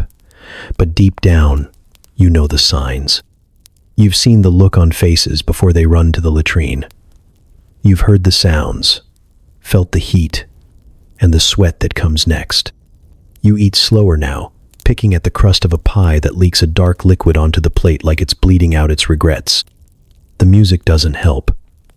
A trio of minstrels near the dais plays something that was probably cheerful once, but now sounds like a dirge, played by drunkards.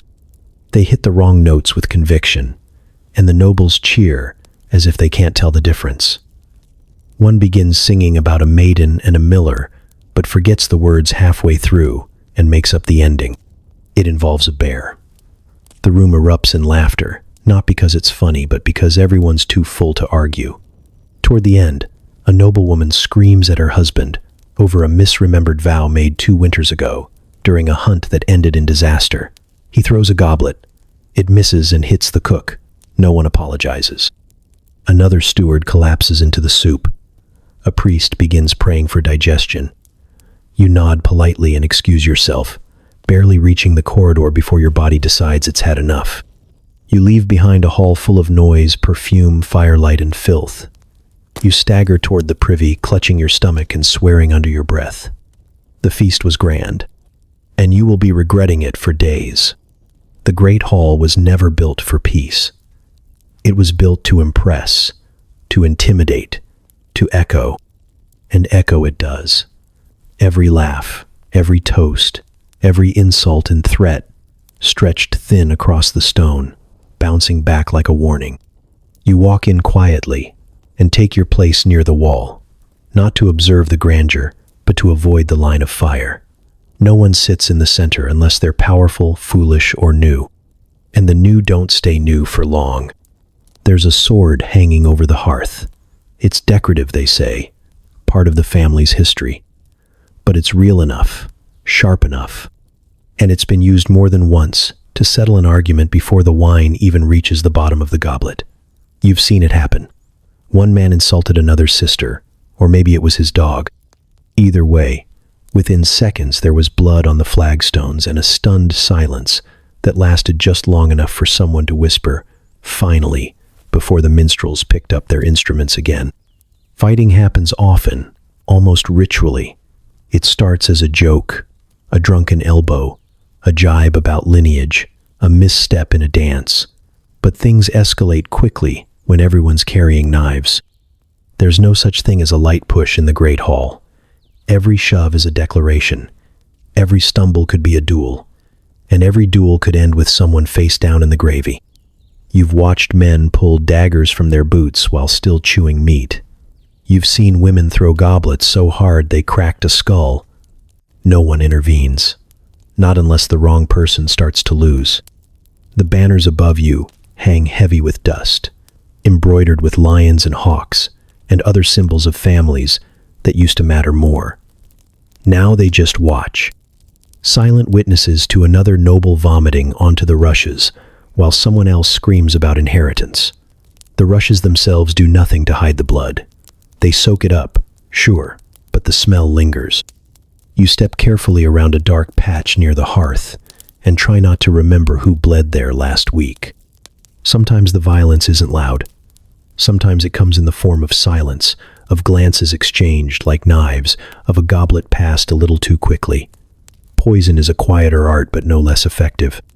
A lord clutches his stomach and turns pale halfway through the roast duck, and everyone keeps eating. A lady excuses herself and never returns.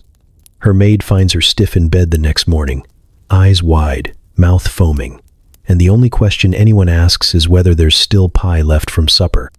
You learn to drink from the cup you poured yourself.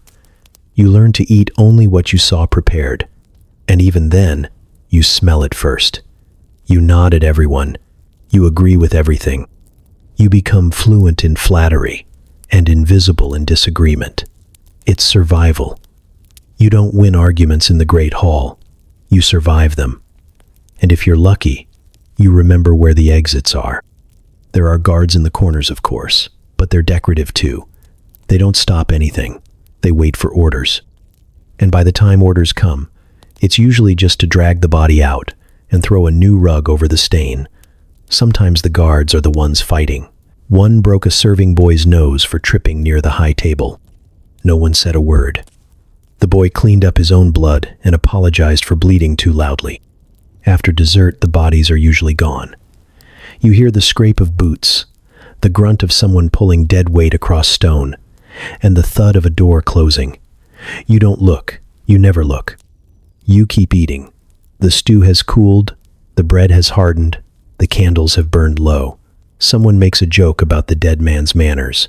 Someone else laughs too hard, too loud, too fast. Everyone pretends it was funny. You leave when the others leave. Slowly, carefully, with the kind of grace that says, I am not a threat. I am not worth stabbing tonight.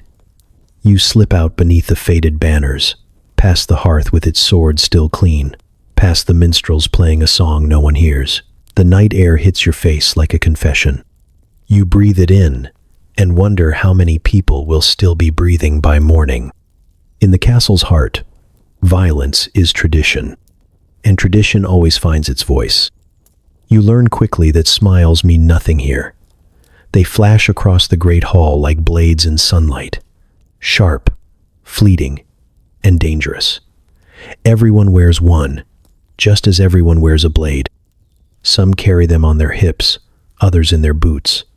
But the most dangerous are the ones hidden in sleeves, in words, in glances that last half a second too long. You sleep near these people. You eat beside them. You nod politely and pray they've found a better target today. The nobles don't shout, not when they're angry. That would be too easy to spot, too honest. Instead, they compliment you. They pull you into quiet conversations near hearths and staircases, hands warm on your elbow, breath thick with wine and lies. I heard something, they say. I thought you should know. And then they tell you a secret you never wanted. Someone's affair, someone's debt, someone's bastard child hidden behind the chapel. They whisper it like a gift, but it weighs like a stone. You can't unhear it. That's the trick. They want you to know, not to help you, but to trap you. Now you're part of it. Now you know too much. If you stay silent, you're complicit. If you repeat it, you're a threat. Every word is a loaded dice, and no one tells you the game until you've already rolled. Servants vanish sometimes. So do lesser knights. One day they're pouring wine, sweeping rushes, darning sleeves.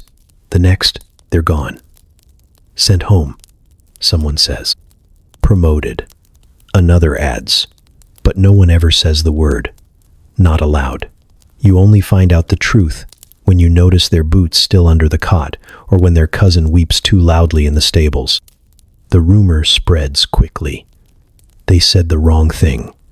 They offended the wrong heir. They laughed when they should have bowed. No one has to prove anything. Accusation is enough. A lady once claimed her maid insulted her virtue. She said it lightly, mid-conversation, with a soft laugh and a sip of cider. By nightfall, the maid had been whipped and locked away. No hearing, no defense, no chance. All it took was one noble's word against another's silence. The others nodded, murmured how sad it was, and changed the subject. The next morning, someone else was brushing the lady's hair. You understand now why people speak so carefully. Every sentence is rehearsed, every compliment loaded with conditions. You look radiant today means, I know what you did last night. What a clever thing to say means, say more so I can use it. Even silence can be suspicious. You must respond, but not too eagerly. You must agree, but not without pause. You must always seem useful, but never indispensable. There are letters, too.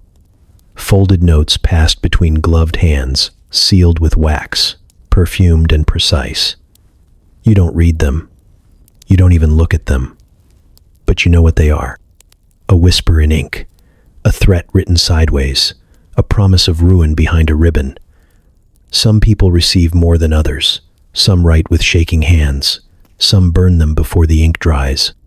Loyalty here is a currency, and it depreciates quickly. You can be trusted one day and suspected the next, depending on who benefits from your downfall. You've seen friends turn on each other with practiced ease. You've watched siblings accuse one another across a breakfast table, smiling through mouthfuls of boiled eggs. No one flinches. No one stops chewing. You keep your head down. You nod often. You agree with everything, even when you're not sure what was said.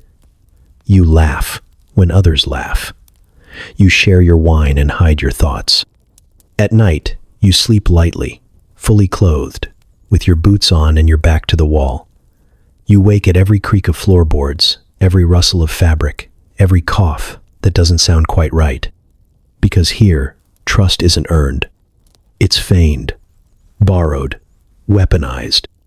And betrayal doesn't need a reason, just an opportunity. Weddings in the castle aren't celebrations. They're negotiations with better music. The garlands are fresh, the wine flows, and someone always cries, but never for the reasons they say. You watch the bride smile with all the warmth of a prisoner accepting her sentence. The groom bows, thanks the guests, and studies her like a map he's been told to conquer. There's a feast, a toast, a kiss that means nothing. Then everyone pretends they've just witnessed a miracle. You don't marry for love here. You marry for alliances, land, and the weight of someone else's name. Sometimes you marry because your uncle lost a wager during a siege and promised your hand in exchange for a cart of grain and 2 barrels of salt pork. Sometimes it's because a lord's youngest son needs a bride, and your dowry includes a river. Most of the time, it's because someone powerful decided it was time you stopped being a pawn and started being a piece on the board. They announce the match like a gift. You've been chosen, they say, as if it's an honor, as if your stomach doesn't twist into knots at the thought. You nod. You bow. You say thank you. No one asks what you want. That question isn't part of the ritual. There's too much at stake to entertain something as fragile as preference. You've seen what love looks like in the castle. A sideways glance. A pause too long in the corridor. A hand brushing another beneath the table. Love is a risk, not a right, and it always comes at a cost. A stable girl who caught the eye of a visiting knight was found scrubbing chamber pots 2 days later, her hair shorn and her hands raw. No one said it was punishment. They just called it reassignment. The ones who do fall in love rarely survive it. At best, they're sent away. At worst, they're married off sooner, faster, with more ceremony and less warning. One lady of the court disappeared for 3 weeks and returned with a husband twice her age and a bruise just beneath her collarbone. She smiled the entire feast and never once met anyone's eyes. Now, she walks, like her body remembers something she won't say. There are whispers, always. Stories of a young squire and a noble's daughter who vanished into the woods, of 2 knights who rode out together and never came back, of servants caught in shadowed corners, mouths pressed tight in fear and hunger. These aren't fairy tales. They're cautionary ones. And they never have happy endings. The wedding chamber is another kind of cell, draped in silk, perfumed with lavender and rose, but no less confining. The bed is wide, the sheets cold, and the door always closes with a finality you can't ignore. You don't choose who lies beside you. You simply endure them. You learn their rhythms, their expectations, their silences. You keep your face pleasant, your voice soft, and your thoughts buried somewhere deeper than even you can reach. If children come, they are counted, weighed, and immediately assigned value. A son is a future knight, a name-bearer, a reason to smile in public. A daughter is a bargaining chip, an investment. You hold them like they're precious, because they are. But not to you. Not really. To the castle, to the family, to the line. You watch them grow and wonder if they'll marry better or worse than you did. You hope they'll be clever enough to hide their hearts early. You tell them stories, yes, but not the ones about love. You tell them about loyalty, obedience, duty, because that's all that matters here. And because you know what happens to those who forget it. Sometimes, when the night is quiet and the fire burns low, you remember a boy you once met in the orchard, or a girl who gave you a ribbon and laughed like she meant it. You wonder what would have happened if you'd run, if you'd said no, if you'd chosen anything other than the path laid before you. But the castle doesn't allow detours. You don't marry for love. You marry for survival. And if you're lucky, your cage will be velvet-lined. The stairs to the dungeon spiral downward, too tight for comfort and too steep for safety. No one walks them unless they must. They're slick with condensation and streaked with something darker in the cracks. A smear here, a stain there. You don't ask what it is. You hold the torch higher, though the flame gutters with every damp breath of stone. The air changes the moment you descend. It grows thick, stale, heavy with the weight of breath that was exhaled centuries ago and never escaped. You've never been told what's down there. You've only been told not to ask. But you've heard it. Everyone has. The castle might groan and settle at night, but the dungeon doesn't make polite noises. It screams, low at first, then louder, as if someone's throat has remembered how to work after hours of silence. Sometimes it's a word, sometimes it's just noise, but always, always. It's enough to make you pause in whatever you're doing, to listen hard, and to wish you hadn't. They say the oubliette is the worst part. A hole in the floor, stone-lined and narrow, just wide enough to drop a person in and forget them. That's what the word means, to forget. You're not killed there. You're erased. No rope, no ladder, no light. Just time, and the rats, and the echo of your own breath getting shallower each day. If you're lucky, you die fast. If you're not, the hunger takes you slow, slower than you'd believe possible. Someone's down there now. You know because the guards changed their route yesterday, posted extra watch near the southern corridor. You know because a bucket of water went missing and no one complained. You know because the screams have names in them now. Names of lords, of gods, of anyone who might be listening. Sometimes they sob. Sometimes they chant. Sometimes they go quiet mid-cry, like something suddenly reached them in the dark. No one talks about who gets sent down. Not publicly. But word spreads fast in a place where survival depends on listening. A page who spoke too freely. A knight whose loyalty wavered. A noble's lover who refused to stay bought. They're gone now. Their names erased from rosters. Their rooms cleaned out before nightfall.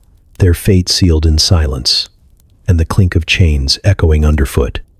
You wonder what they did. You wonder what you've done. Because the rules shift here. They bend for some and break others. One wrong phrase, one glance held too long, one truth spoken at the wrong table, and suddenly you're a problem. Problems get solved quickly in the castle.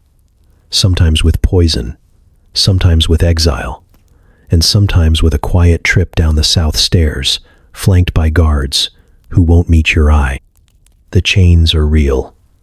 You've seen them once, when the door to the lower hall was left open a moment too long. Iron rings set deep into the walls, too high to sit and too low to stand. Shackles still stained with rust and skin. There was a smell down there, not just rot, but fear, thick enough to taste. You told yourself it was mold. You still do. But your stomach didn't believe you then, and it doesn't now. You dream about it sometimes. Not just the dungeon, but being in it, the walls closing in, the torch going out, the sound of boots walking away up the stairs. You wake with your hands clenched into fists and your breath caught in your throat. Then you check the door, whisper a prayer you don't remember learning, and go back to pretending it's never going to be your turn.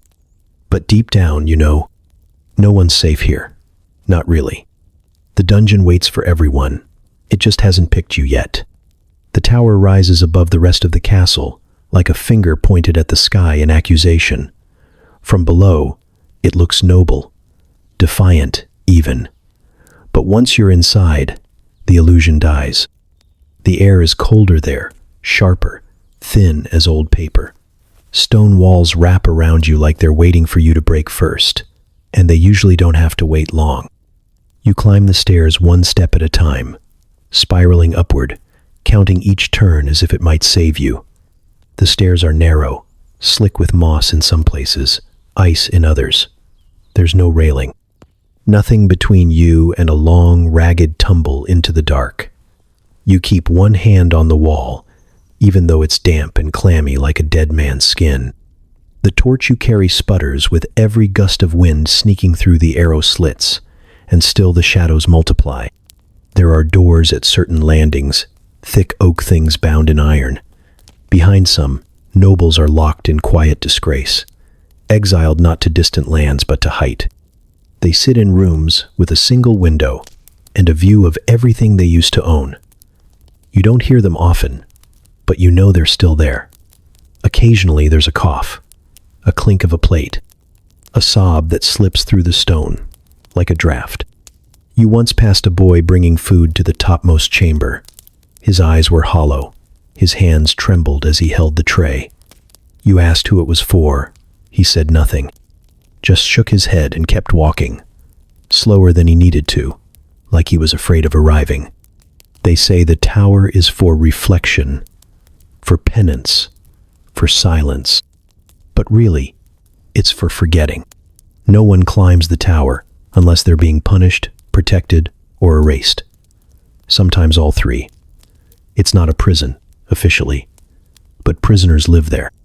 So do traitors, widows, madmen, and old lords, too dangerous to kill but too useless to keep around.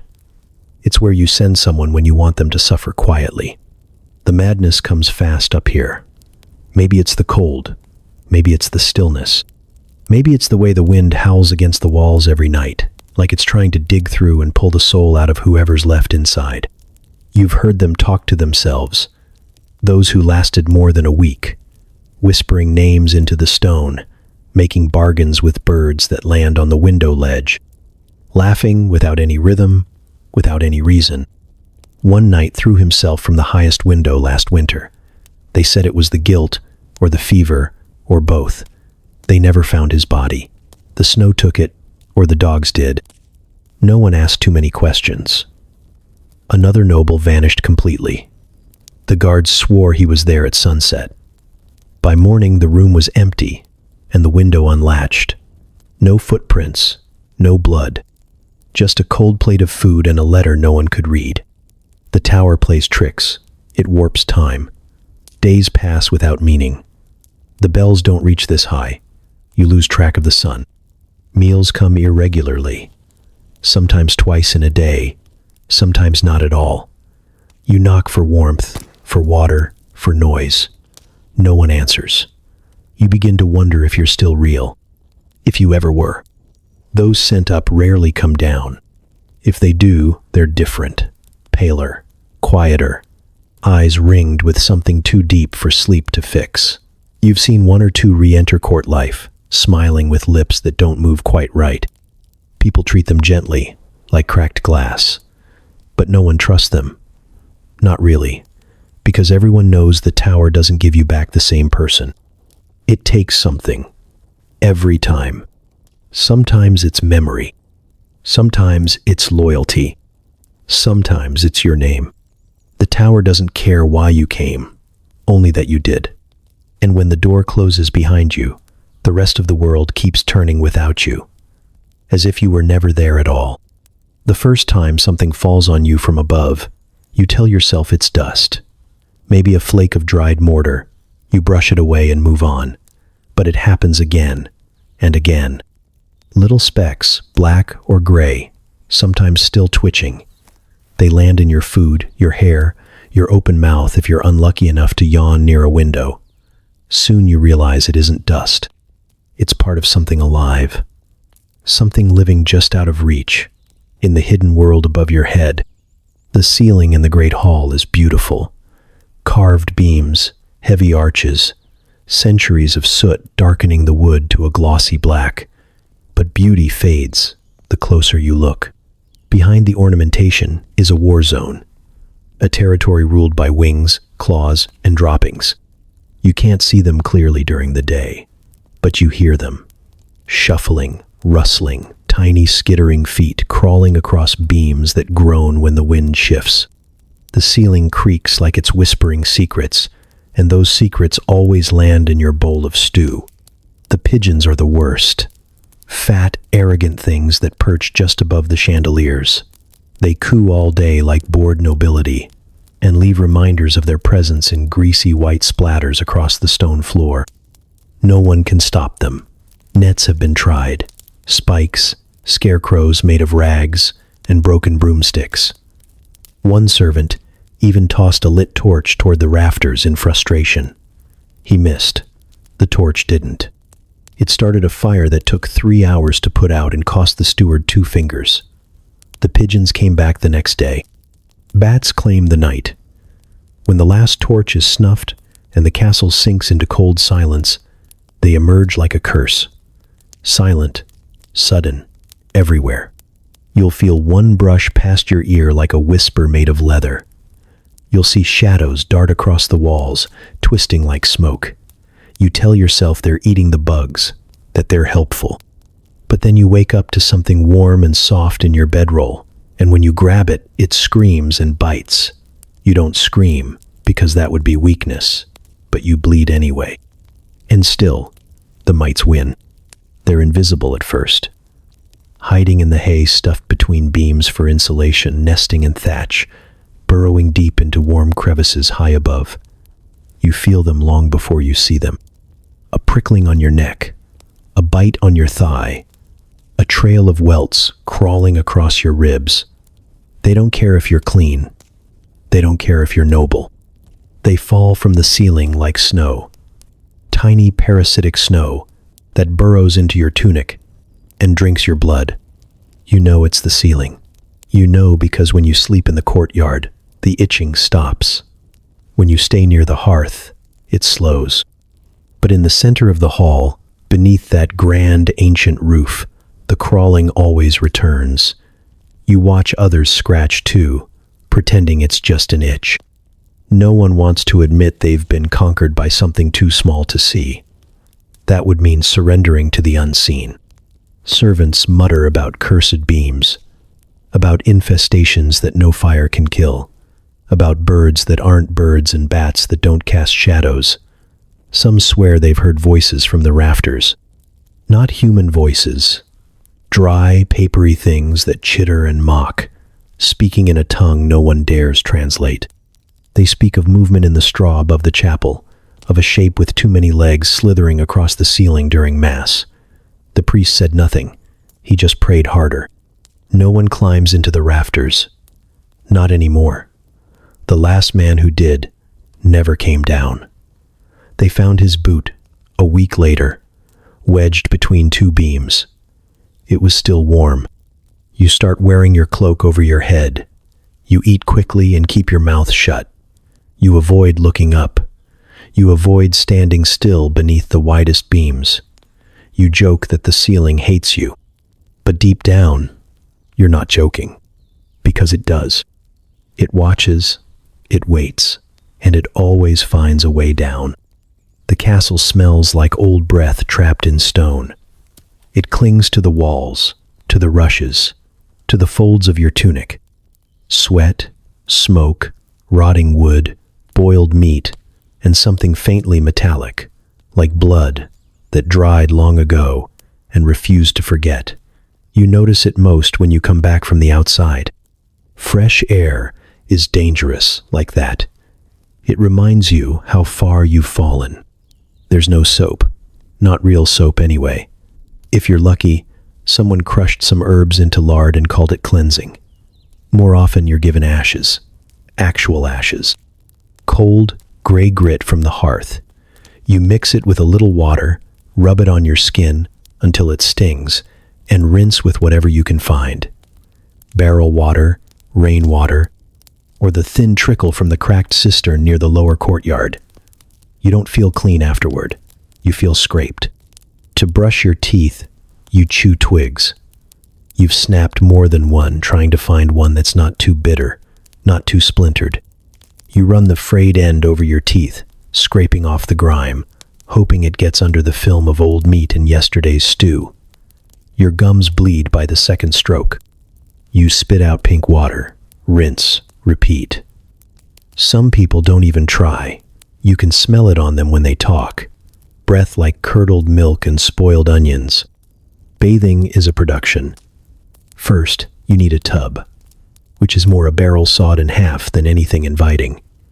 Then you need water, lots of it, carried in buckets from the well or siphoned from a nearby stream, assuming it hasn't frozen over. Then you heat it, pot by pot, over an open flame. It takes over an hour to warm enough for a soak that lasts maybe 10 minutes.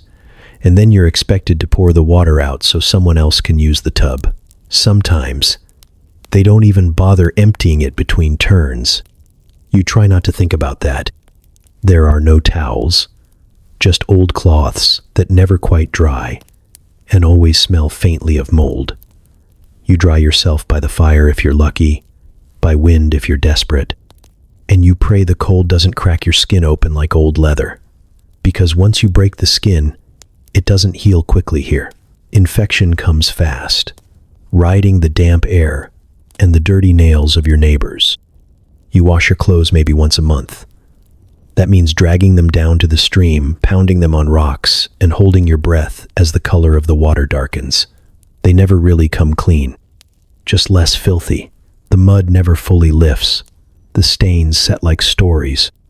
You know whose cloak was caught in a spill of goat's blood, whose sleeves reek of ale, whose trousers bear the unmistakable mark of a chamber pot misjudged in the dark. Lice are a given.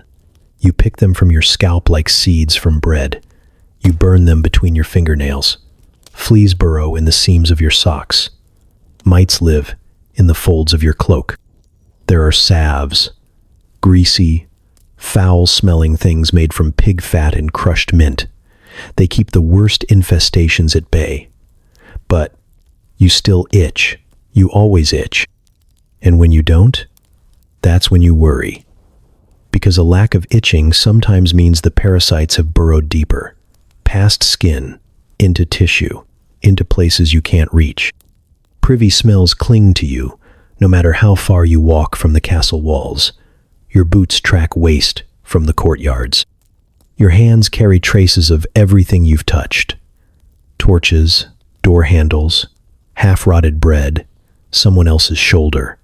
You wipe them on your tunic and call it clean. There's no soap. There's no ritual.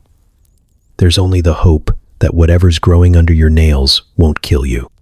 You remember a time, maybe, when you thought hygiene meant perfume and bathhouses, clean linen, a brush for your hair. But here, hygiene is a whispered fantasy, something the nobles speak of in distant tones as they scrub themselves with scented cloths that haven't seen real dirt in weeks. Even they aren't truly clean, just better at pretending. The rest of you live in layers of sweat, of filth, of resignation. You scrape it off when you can. You ignore it when you can't. You keep moving. Because to stop means to smell yourself fully. And that's a luxury no one can afford. Here, cleanliness is a myth.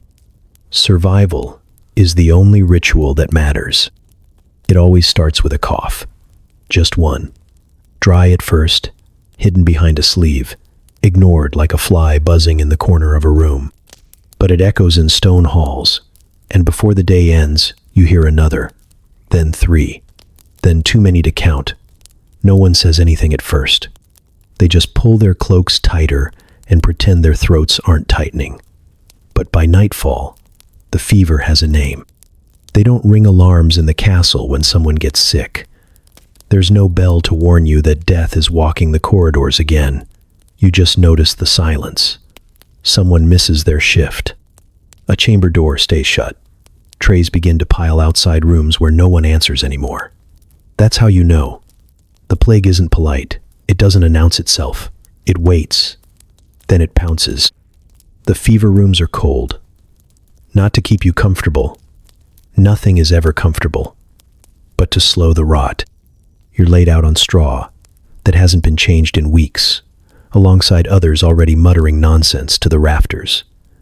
There's no medicine, just damp cloths and whispered prayers to saints who've long stopped listening. If your fever breaks, you live. If it doesn't, someone else uses your blanket by morning. You don't want to be touched, but they touch you anyway, to carry you, to restrain you, to bleed you. The castle believes in balance. The bad humors must be let out. So they bring in the barber surgeon, and you wish they hadn't. His knives are never clean. His fingers always smell of herbs, sweat, and iron. He doesn't ask for permission. He just cuts. He says he's drawing out the sickness. You're not sure if he means from your body or from the walls. Either way, your blood darkens the rags, and you feel no better. Sometimes worse. He sets leeches on your limbs, fat, sluggish things that squirm as they bite. You watch them swell and wonder if they'll explode. You wonder if you'll beat them to it. The healer's apprentice died last week. She caught the fever trying to soothe a coughing child and never made it back to her own bed. No one touched her body. They just rolled her in a blanket and left her by the west door. The rats found her before the priests did. She was 16. People wear charms around their necks now. Bits of dried herbs, bones carved with sigils, scraps of metal from the chapel gates. Anything to ward off what's coming. But the illness doesn't care for charms. It doesn't care who you are, or how clean your hands are, or how many gods you've promised to serve.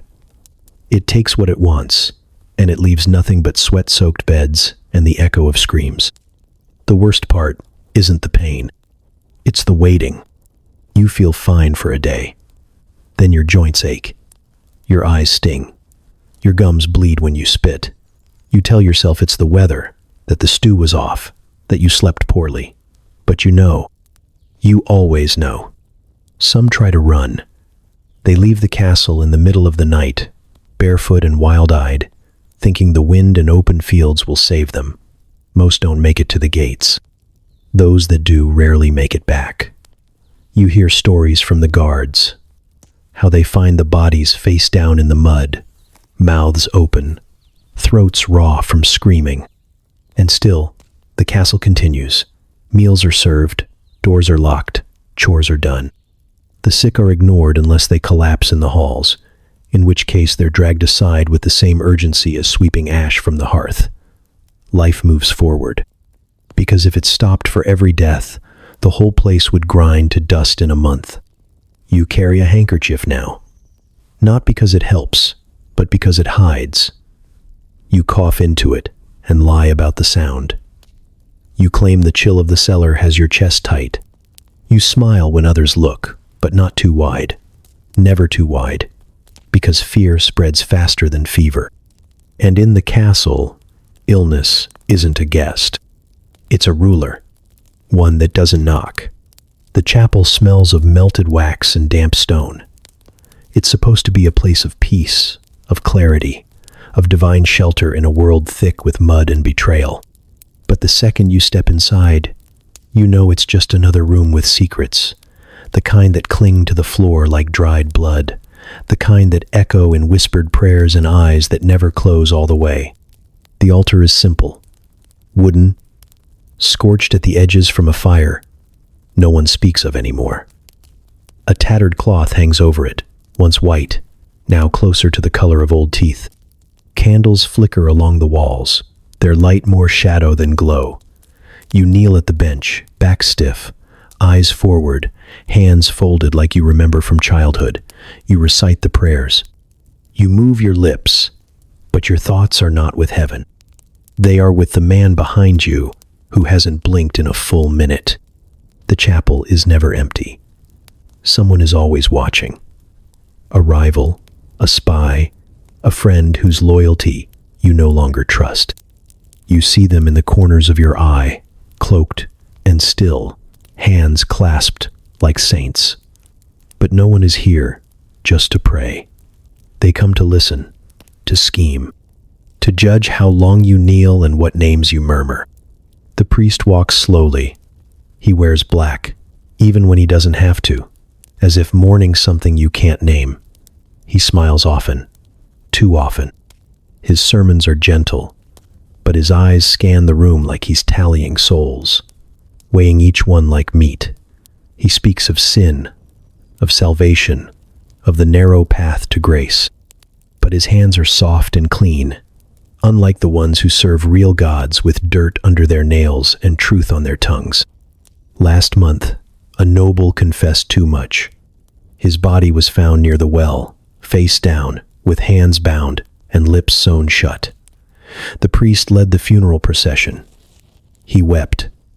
No one else did. You light a candle, not because you believe it helps, but because not lighting one might be noticed. You whisper a name, not your own, and pray it will do. You pray for safety, for silence, for one more day without another door closing behind you. And when you open your eyes, someone has shifted closer.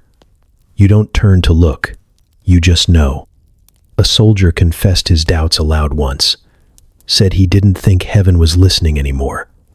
The priest forgave him with a hand on the shoulder and a smile. The next week, the soldier was sent to the wall during a storm, wearing armor that didn't fit and boots with cracked soles. He froze. They said it was chance. Everyone knew better. Even the statues in the chapel don't comfort you.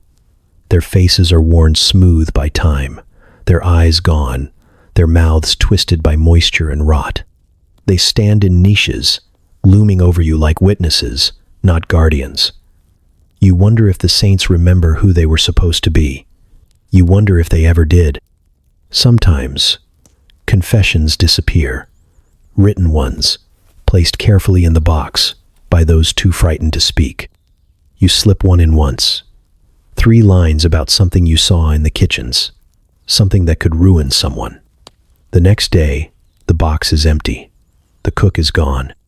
The priest thanks you with a nod. You don't write another. The nobles take communion first. They kneel longer, louder, with words like honey and eyes like knives. You keep your head down. You accept the wafer. You don't taste it. You try not to think about whose hands touched it before yours. You try not to flinch when the priest's fingers brush your lips. You nod, rise, return to your bench. Your stomach aches from the broth you didn't finish at breakfast. Or maybe it's the nerves. Or maybe it's the knowledge that this is not sanctuary, not safety, not anything close to holy. It's a stage, and you are always performing. You leave the chapel quietly, the same way you entered, with your mouth closed and your back straight. You don't speak until the door closes behind you, and even then, only to yourself. You wake to the sound of horns, but it isn't a song. It's the kind of blare that vibrates inside your ribs, that pulls you out of half sleep before your eyes even open. Then come the shouts, men barking orders, others just screaming. The ground beneath you trembles, not from footsteps, but from impact. Something heavy is hitting the outer gate. Again and again, the siege has begun. You grab your boots and run without lacing them. Everyone is moving. No direction, no formation, just movement. Soldiers spill into the courtyards like ants from a burning hill. The archers are already at their stations, their faces pale under the morning fog. Servants carry barrels. Some stumble. One slips on wet straw and doesn't get up. You're handed a pot. It's hot, heavy, and sloshing with something dark. You ask what it is. The man who gives it to you doesn't answer. He just shoves it into your arms and pushes you toward the stairs. You climb. Each step is slick with dew and panic. At the top, the world opens, and what you see steals your breath. They've surrounded the castle. A sea of tents and torches and bodies, all moving with purpose. You can't count them. You try anyway, but the numbers spiral in your head too large, too fast. Banners flap in the wind. Not your own.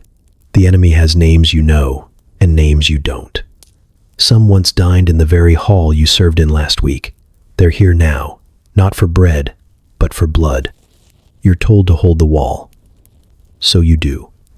You crouch behind the stone rampart, the pot beside you, and try to remember what you were told about tar. Boil it. Pour it. Don't let it spill on your own hands. You peek over the edge, heart hammering. Below, ladders are being dragged forward. Siege towers roll closer, slow and unstoppable. A man beside you vomits into the corner, then wipes his mouth and knocks an arrow. Another prays under his breath, lips moving too fast to form words. You grip the handle of your pot and wonder how many others were sent up here with nothing but boiling death and a hope they don't miss. The first ladder hits the wall with a crack like bones splitting. Hands appear, dirty, armored, grasping. Someone screams, not in pain, in rage. Steel clashes. The archer fires point blank into a face rising over the wall. Another man swings a mace and knocks the climbing soldier down, but more replace him before the thud of the body fades. A shout. Your name. You're up. You grab the pot with shaking hands, lift it above your head, and stagger toward the nearest ladder. You don't look at the men below. You look at the angle, the curve of the stone, the way the boiling surface ripples with every heartbeat. Then you pour. It hisses as it hits. The scream is instant and awful. Flesh cooks. Armor warps. You drop the empty pot and step back, the smell of burning hair curling into your nose and staying there. You don't know if you hit the right man. You don't know if it mattered. Another ladder. Another charge. You're handed a second pot. This time you don't ask what's in it. You lose track of time. It blurs into a loop of lifting, pouring, ducking. The sun crawls higher. The bodies pile up. The stones run slick with more than water now. Somewhere below, a ram slams into the gate. Each hit shakes your spine. Dust falls from the tower above. You think about the floors beneath you, the ones that groan when it rains. You wonder if they'll hold. By midday, you can't hear much. The roar is constant. Drums from outside, war cries from within, metal against metal, screams from both sides. Your voice is gone. Your arms ache. You've burned your fingers, but you can't stop. If you stop, someone else has to do it. And maybe they'll miss. Then, silence. Not total, but enough. The ladders retreat. The towers roll back. Horns again, but not yours. Their call to fall back. You don't cheer. You don't move. You just sit, back against the wall, hands blistered, tunic soaked with sweat, blood, something else. You're not sure who won. You're not sure this counts as winning. The pot beside you is still half full. You leave it there. You know they'll be back. It starts with a sound you can't place. Not footsteps, not shouting. Something slower, wetter. A scrape, a shuffle, a faint splash. that seems too low to worry about. But you worry anyway. Because in a castle under siege, silence is the only thing more dangerous than noise. You're posted in the corridor near the servants' wing. Not glamorous, but close enough to hear if the gate falls. You stand beside a narrow archway that leads down to the garderobe, a stone seat over a vertical shaft, meant for relieving yourself with as much dignity as a hole in the floor allows. You never liked being near it. No one does. The stink drifts up like a ghost with a grudge. The air there is always warmer than it should be. Tonight it's quiet. Too quiet. The sound comes again. You freeze. Another splash. Then something hollow brushing against stone. Maybe it's an animal. Maybe it's runoff. Maybe it's your imagination playing tricks on your exhaustion. But then the stench sharpens. Not just waste. Fresh blood and wet leather. You step forward, grip your spear, and peer down the corridor toward the chamber where the shoot begins. It's dark. The torchlight doesn't reach that far. You should call for help. You don't. You move instead, slow and stupid, like a man walking toward thunder convinced it's only wind. The door to the latrine is ajar. That's wrong. It should be shut, locked during siege protocol. You touch the wood with the tip of your spear and push. It swings inward with a groan. And that's when you see it. A boot. Just the toe, slick with filth and sludge, emerging from the shaft like the start of a nightmare. Then a hand, gloved and shaking, reaching for the rim of the seat. Then a face, pale, soaked, streaked with grime and ash, eyes wide and wild, but focused. Not a beggar, not a ghost. An enemy. He's climbing up through the waste chute. You freeze. Your stomach turns. The man gasps and grips the stone like a drowning sailor. His armor is padded and blackened with soot. He must have crawled through hundreds of feet of sewage, through every foul thing ever dumped from the castle's bowels. His expression isn't rage. It's purpose. He isn't alone. Another hand follows. Another set of eyes. You hear breath, muffled by cloth wrapped around mouths and noses. They came prepared. This isn't madness. It's a plan. You swing your spear hard and fast, striking the first man's wrist. He snarls but doesn't fall. His knife flashes, slick and short, meant for stabbing in close quarters. You lunge again, and this time you connect with his shoulder. He slips back into the chute with a splash that turns your stomach. But more hands are coming. You run. Not out of fear, though that burns in your chest too, but because you understand now. They're inside. Not at the gate, not on the wall. Inside. In the pipes, the cracks, the places no one guards, because no one sane would crawl through them. You sprint down the corridor, past sleeping servants, past stacked linens, past the wine cellar, no one locked, because it didn't matter yesterday. You shout. It echoes. Someone grabs a torch. Another draws a sword. Too late. The garderobe spills over. 3 men in black lurch, out of the stone shaft like rats pulled from the flood.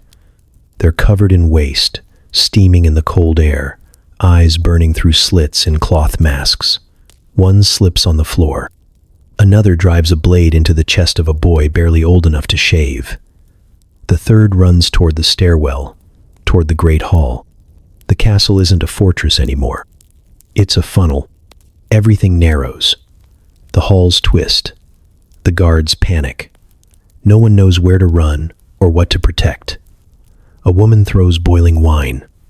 A stable hand fights with a broom.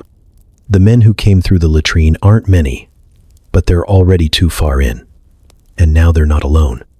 You hear shouting from the courtyard. More ladders. More screams. The latrine wasn't the invasion. It was the distraction. The proof that nowhere is safe. That every dark corner is a doorway if you're desperate enough. Welcome to medieval warfare, where death rides ladders and crawls through sewers. The first breach doesn't sound like thunder. It sounds like stone sobbing, a low, grinding groan that rises through the soles of your feet and settles deep in your ribs. The wall gives way not all at once, but in a slow, crumbling collapse, stones tumbling like teeth from a rotten mouth. And then the roar comes, not from the wall, but from the army that's been waiting to pour through it. You don't run, not immediately. You freeze, holding a ladle, of all things. The kitchen was meant to be safe, tucked behind the great hall, beneath a vaulted ceiling that smelled of bread and burnt meat. But the moment the shouting starts, you realize no room is safe anymore. A scullion screams, a pot shatters. Someone drops a tray, and it echoes like a bell announcing your doom. You run, because everyone else does. Through the corridors you memorized in childhood, up staircases that wobble beneath your weight. You pass soldiers bloodied and swaying, eyes wide with confusion.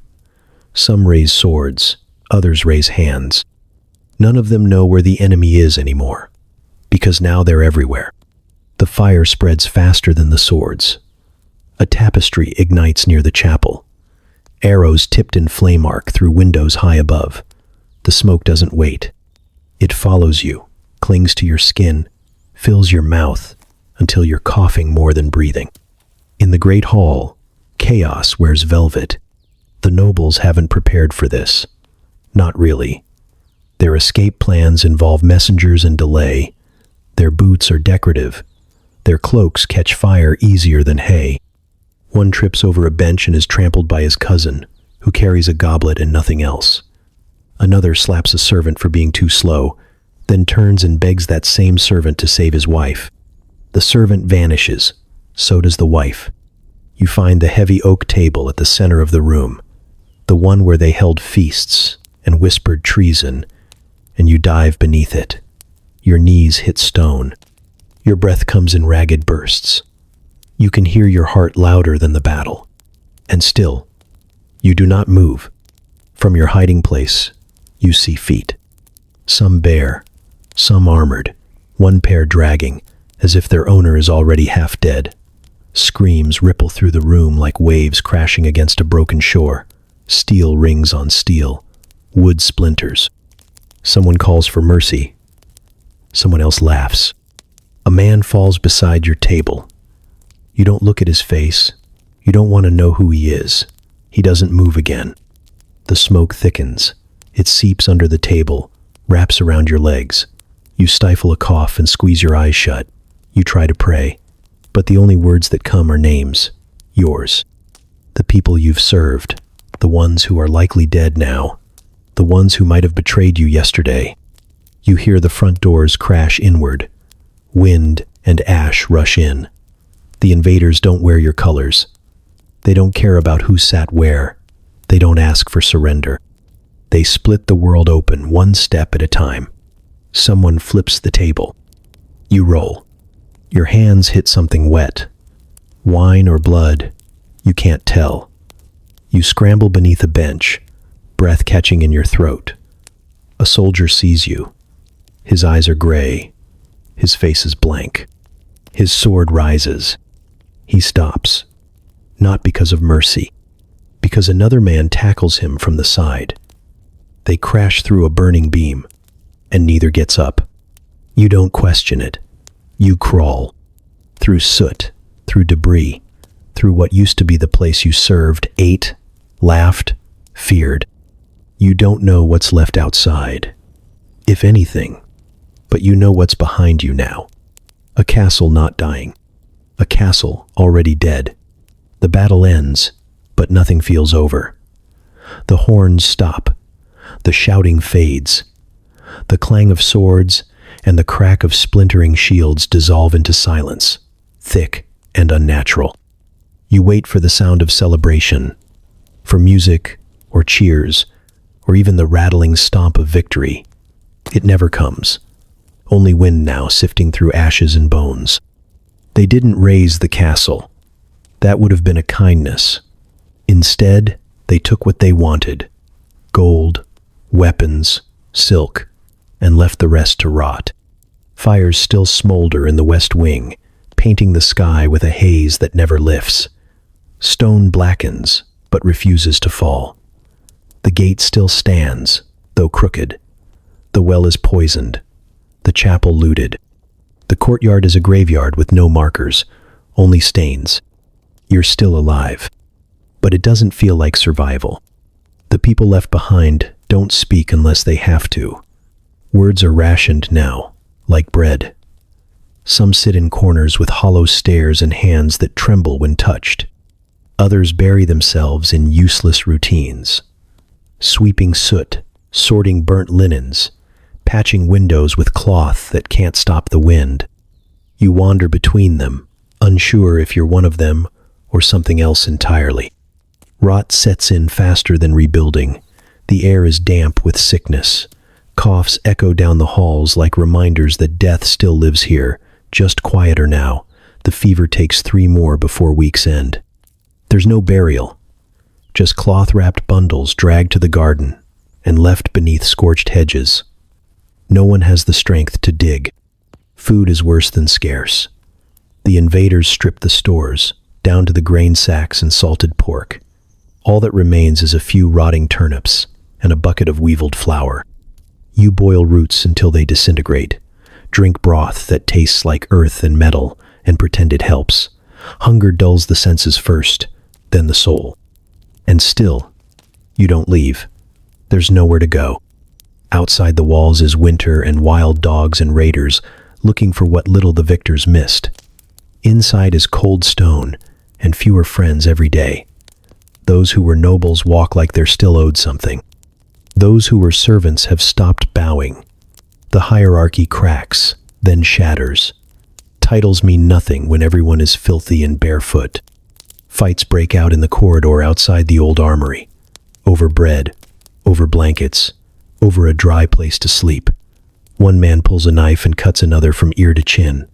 Blood spills down the wall. No one stops it. No one buries him either. The body disappears that night.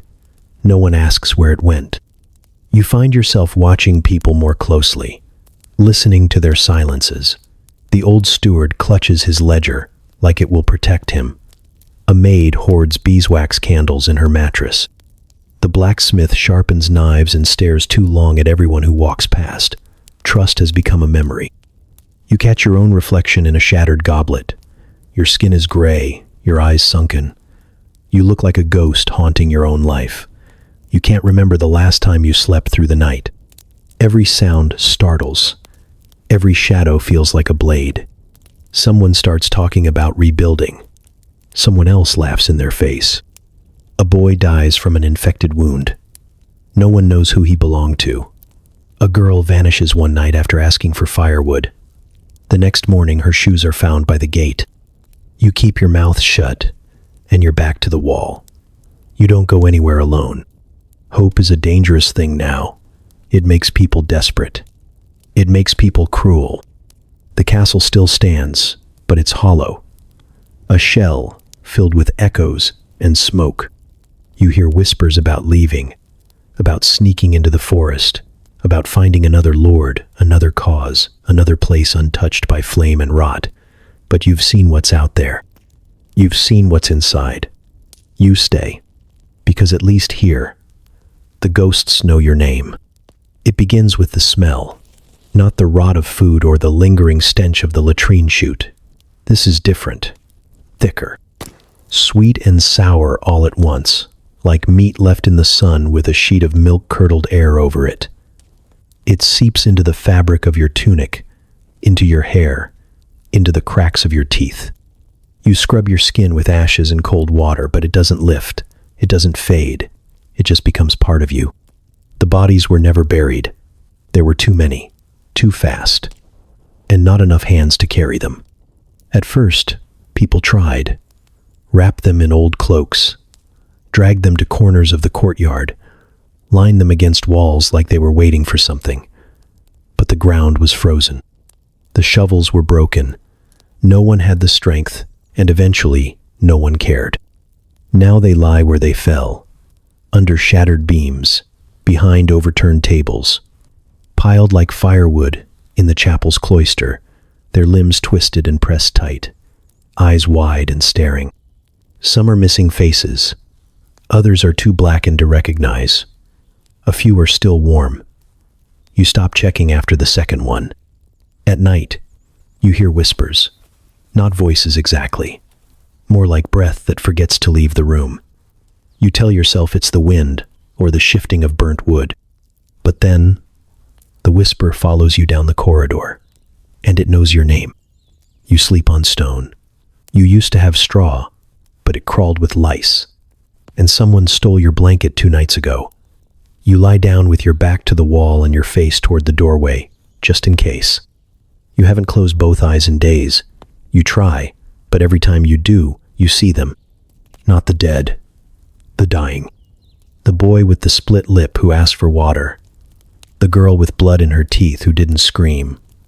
The noblewoman you pushed aside in the rush for the gate. She tripped. You didn't go back. You still hear her fall.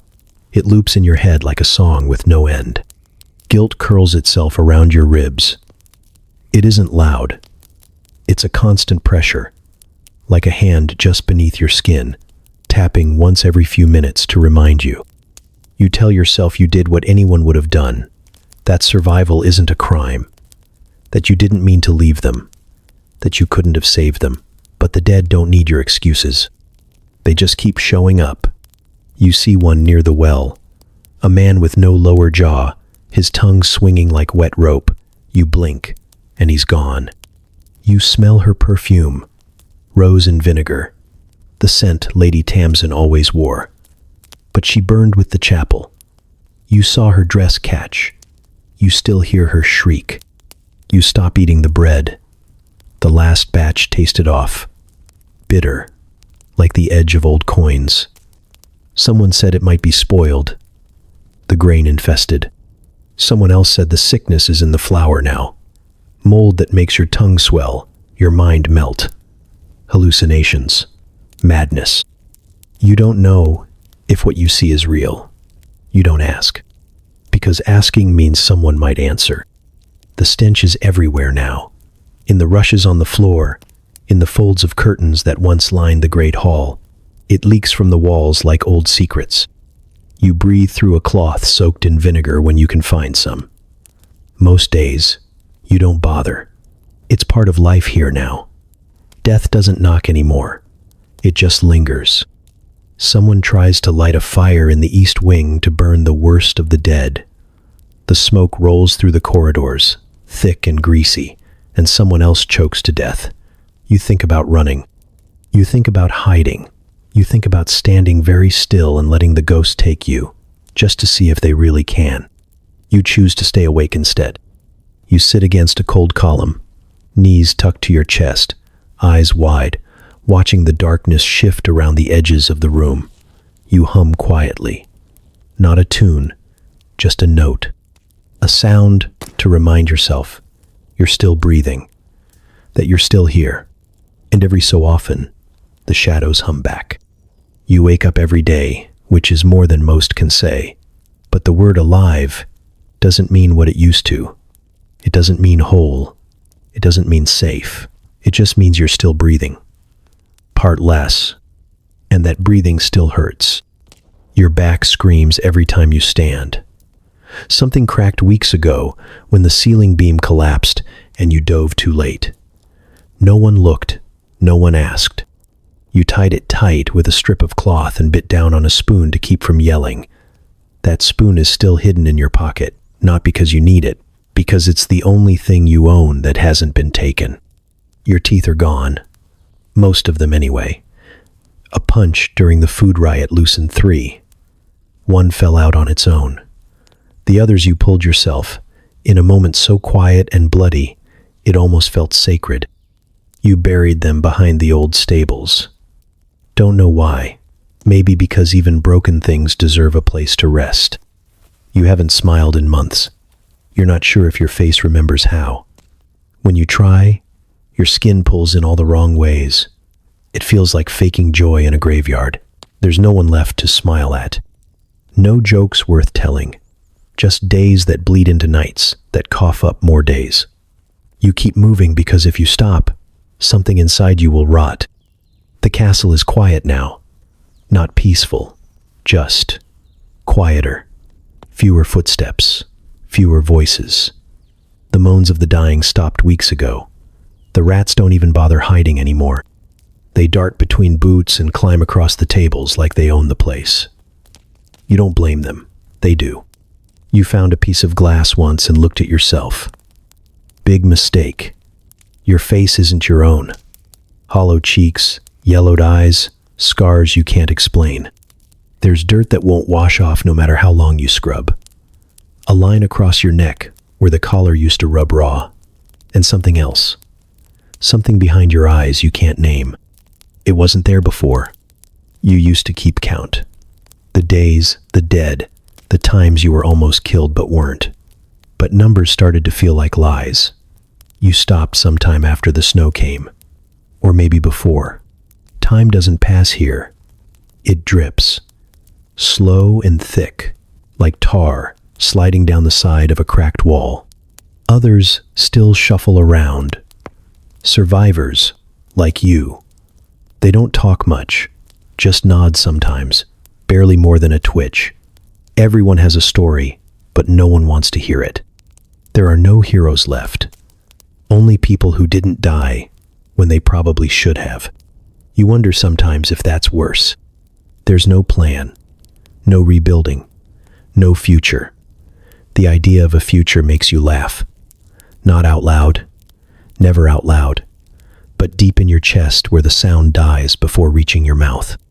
Some still whisper about escape, about finding another town, another lord, another place that hasn't fallen. But no one leaves. The gates creak, but they don't open. The walls didn't keep the enemy out, but they keep you in. You sit by the same hearth every night. There's no fire, just the blackened stone and the memory of warmth. You watch the shadows crawl as the light fades. You wait. For what? You're not sure. Maybe for your body to give up. Maybe for the ceiling to finally fall. Or maybe for nothing. Maybe waiting is all that's left. You're still here. You should be proud, maybe. You lasted. You endured. You played the game and didn't lose. But no one hands out rewards for survival. There's no feast, no glory. Just the echo of battles long finished and the soft sound of your own breath still stubbornly filling your lungs. You don't even know what you're surviving for anymore, but you do it anyway. They don't ring a bell when you die. There's no mourning banner hung from the battlements, no black veil drawn over your name. You just stop moving one day, and the castle forgets you. Fast. Faster than you thought possible. It starts with a stumble. Your leg gives out while you're climbing the stairs with a sack of half-burnt firewood. Nothing dramatic, just a quiet slip. You land hard on your shoulder and lie there for a moment, listening to the empty corridor for footsteps that never come. You laugh, just once. A breath with edges. You think about standing. You don't. The cold comes in quickly. It creeps into your fingers first, then your toes. You try to curl up, but your limbs aren't listening. Your back pulses with dull pain. You don't cry out, not from pride, just because there's no point. Everyone is busy not dying. Your voice wouldn't carry far, even if they wanted to hear it. You stay there for hours, maybe a day. It's hard to tell. No one checks on you. The walls close in. The drafts deepen. You feel your breath grow shallow, like it's tiptoeing away from your chest. When you stop feeling the stone beneath you, you know it's close. Eventually, someone finds you. A stable hand, maybe, or a kitchen girl. It doesn't matter. You're not a name anymore. Just wait. They check your wrist for a pulse, not out of hope, but out of routine. Then they leave to find the others. No urgency, no ceremony. When they come back, they bring a box. It's not a coffin, it's whatever they could find. 2 broken doors nailed together. A wool blanket for padding. You don't fit quite right, but they don't try to fix it. They just wedge your legs in and close the lid with a brick on top. The box doesn't smell any different than the hallways. No one says anything. Not a word. No prayers. No lies about peace or God or rest. Just a grunt as they lift you, three to a side, carrying your box like a sack of grain. You're heavier than they expected. Or maybe they're weaker than they used to be. You leave the castle through the postern gate. Not the main one. That's still half buried in rubble, its chains rusted stiff. The postern creaks open just enough to let you pass. They don't look back as they go. Just straight ahead, through the frost-bitten field, toward the stretch of woods where the ground might be soft enough to dig. If they bury you, it'll be shallow. The spade they're using has no handle. One of them is coughing too hard to help. Another keeps checking over his shoulder, like he's afraid someone will stop them. Or worse, join them. They drop your box on the earth like dropping a burden. You roll slightly, the lid shifts, and for a moment, the wind lifts a corner of the blanket. They don't fix it. If the ground's too frozen, they'll leave you, cover you with leaves. Say they'll return when the thaw comes, and forget exactly where you were left. A fox might find you first, or rain, or time. If they bury you, no stone will mark it. No one will remember which pile of rocks hides your ribs, which crooked tree grew roots through your spine. The castle will move on. The rats will reclaim your corner. The servants will find another name to whisper. The ghosts won't even notice the change. And if you're lucky, truly lucky, no one else will die the same way. But luck doesn't live here anymore. Not in the castle, and not in your box.